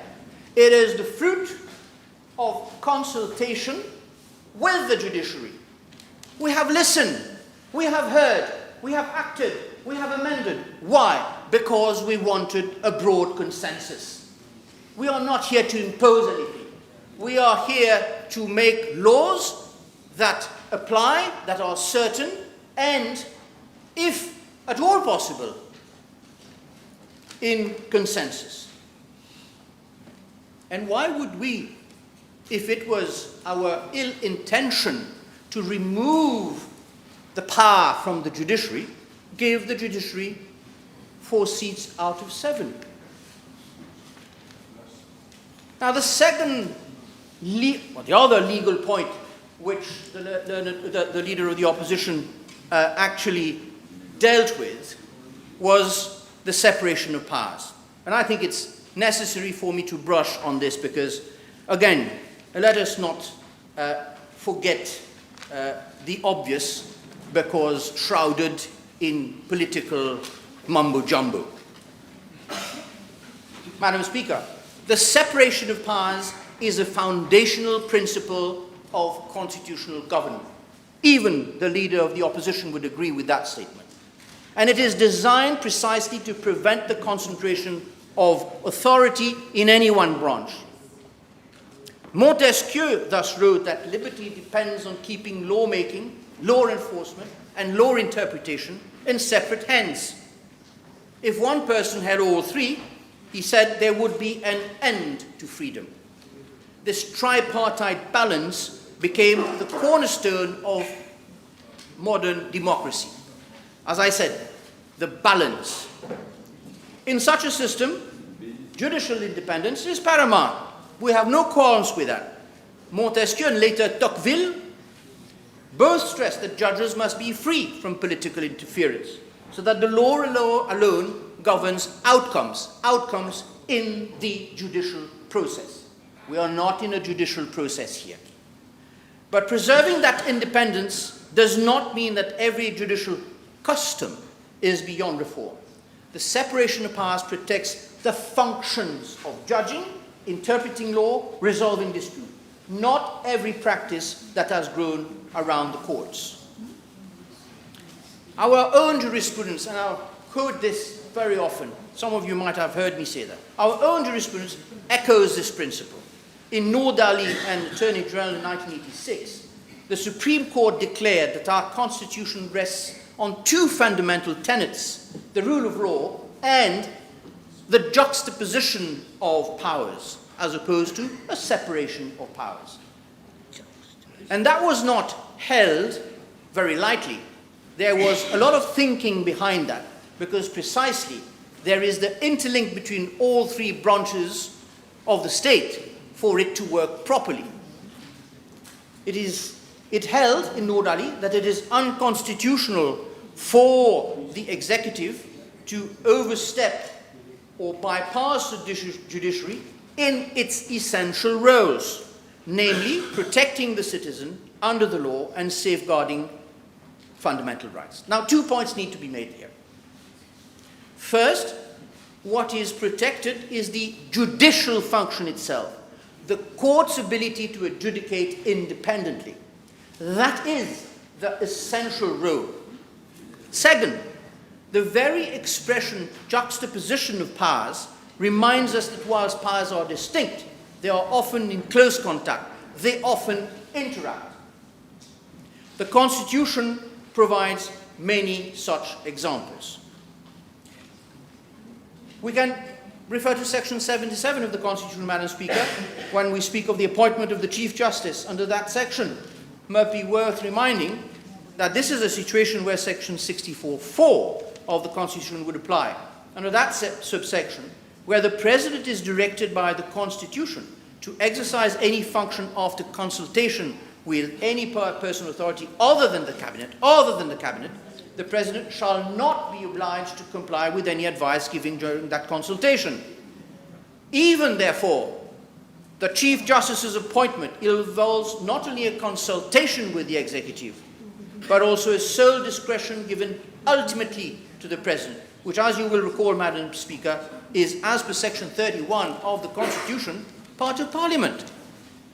All this to say, Madam, that there is therefore nothing improper, nothing sinister in the law that requires cooperation between the branches of the judiciary, the legislature, and the executive. Now, let me end with the wolf.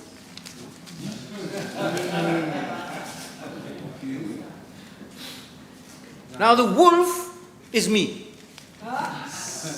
Je suis le loup dans la bergerie. Mais est-ce qu'il y a un berger? Il y a un loup-garou vis-à-vis.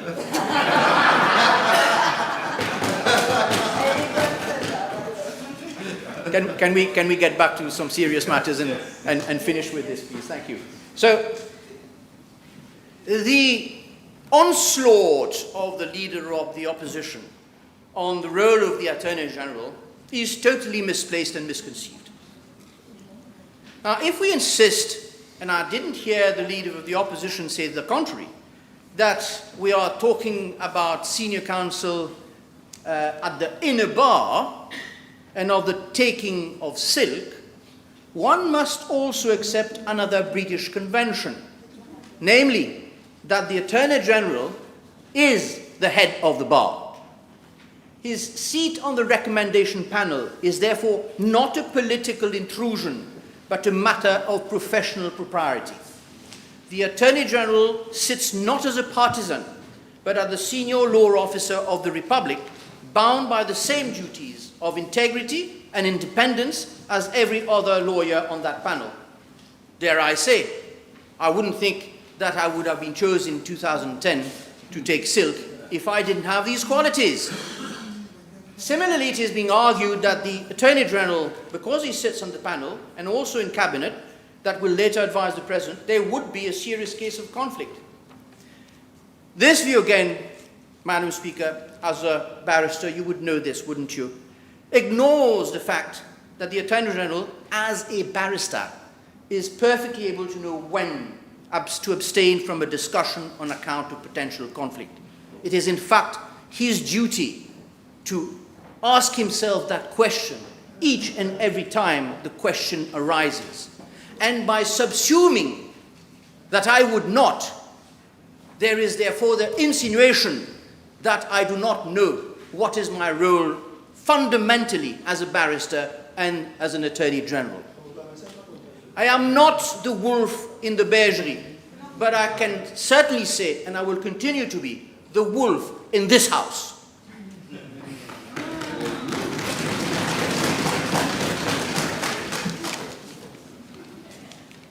A wolf guards. A wolf attacks when he is attacked. And in this case, I've had to defend myself. and I apologize if I went a bit too far, but the fact of the matter is, this bill is very close to my heart. And as the Deputy Prime Minister said a number of times, we have heard very hard in the last few weeks to come up with this bill, with the several intricacies that it contains. We have tried to cover all bases. We have tried to avoid gridlock. We have tried to be as open and transparent as possible. We have tried to make sure that everyone understands what we want to do. With these words, Madam, I commend the bill to the House. Thank you. Somebody's seconding, of course. Prime Minister, seconding. Okay. Thank you. Now, the question is that the Senior Counsel and Senior Attorney Bill number 23 of 2025 be read a second time. Those in favour say aye. Those against say no. The ayes have it. Committee stage.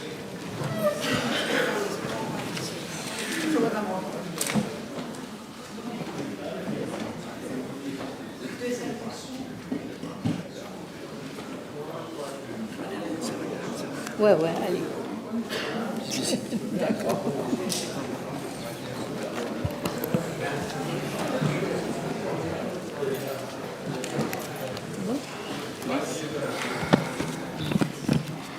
Clause 1, short title. Clause Yes. 2, interpretation. Go ahead. Yeah. The question is that clauses 1 and 2 stand part of the bill. Those in favour say aye. Those against say no. The ayes have it. Clause 3, eligibility for appointment as senior counsel or senior attorney. No. I Speaker, call I the move. leader. Yes. I'm Thank sorry. you, Madam Speaker. I move that clause 3 be amended as per amendment circulated.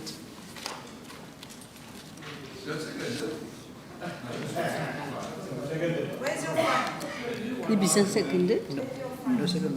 No secondment needed. I'm learning myself. Okay, the question is, let me see.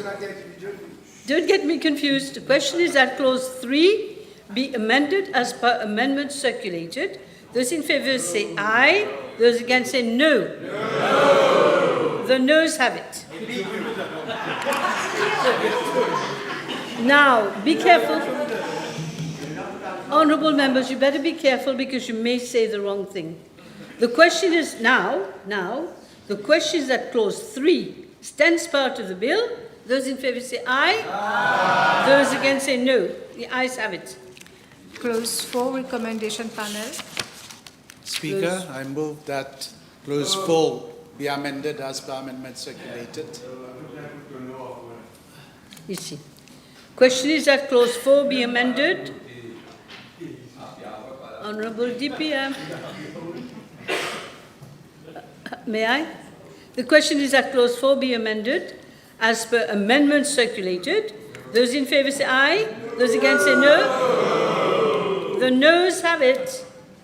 The question is now that clause 4 stands part of the bill. Those in favour say aye. Those against say no. The ayes have it. Clause 5, conflict of interest.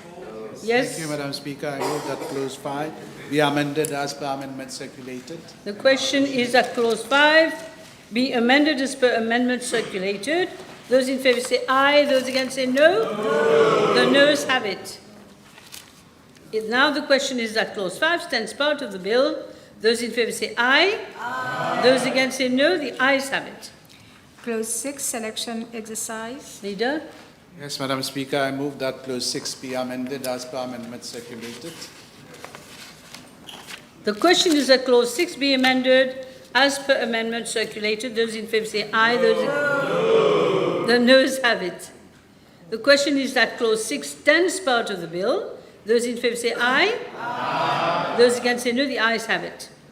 Clause 7, appointment of senior counsel and senior attorney. Leader?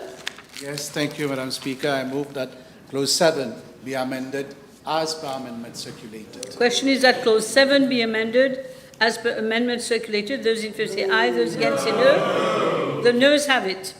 Question is that clause 7 stands part of the bill. Those in favour say aye, those against say no. The ayes have it. Clause 8, use of honorary titles. Yes?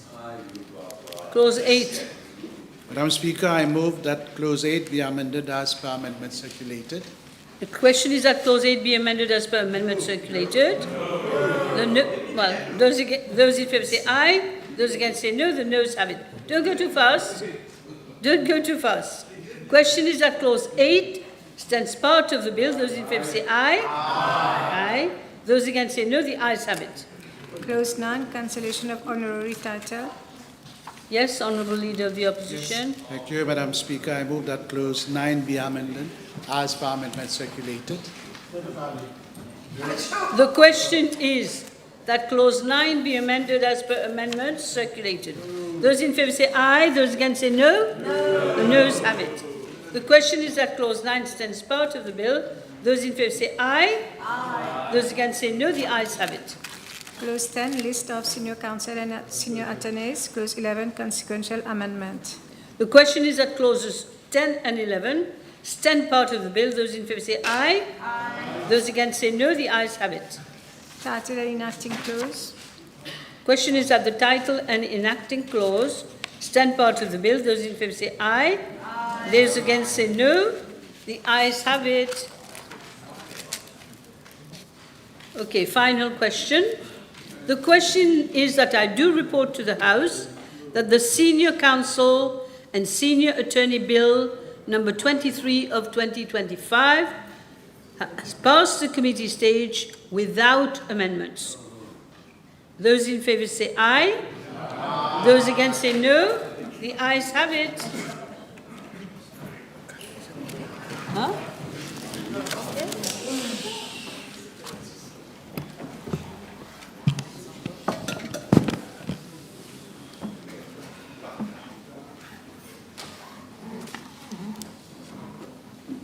Thank you. You may resume your seats. The question is that I do report to the House that the Senior Counsel and Senior Attorney Bill number 23 of 2025 has passed the committee stage without amendments. Those in favour say aye. Aye. Those against say no. The ayes have it. Third reading. Madam Speaker, I move that the Senior Counsel and Senior Attorney Bill number 23 of 2025 be read a third time and passed. Secondment? Yes. The question is that the Senior Counsel and Senior Attorney Bill number 23 of 2025 be read the third time and passed. Those in favour say aye. Aye. Those against say no. The ayes have it. Honourable Prime Minister. Adjournment of the House. Yes, Madam Speaker. I move for the adjournment of the House to Tuesday, the 28th of October at 11:30 a.m. Yes. The question is that the House be adjourned to Tuesday, the 28th of October 2025 at 11:30 a.m. Those in favour say aye. Aye. Those against say no. The ayes have it. The House stands adjourned.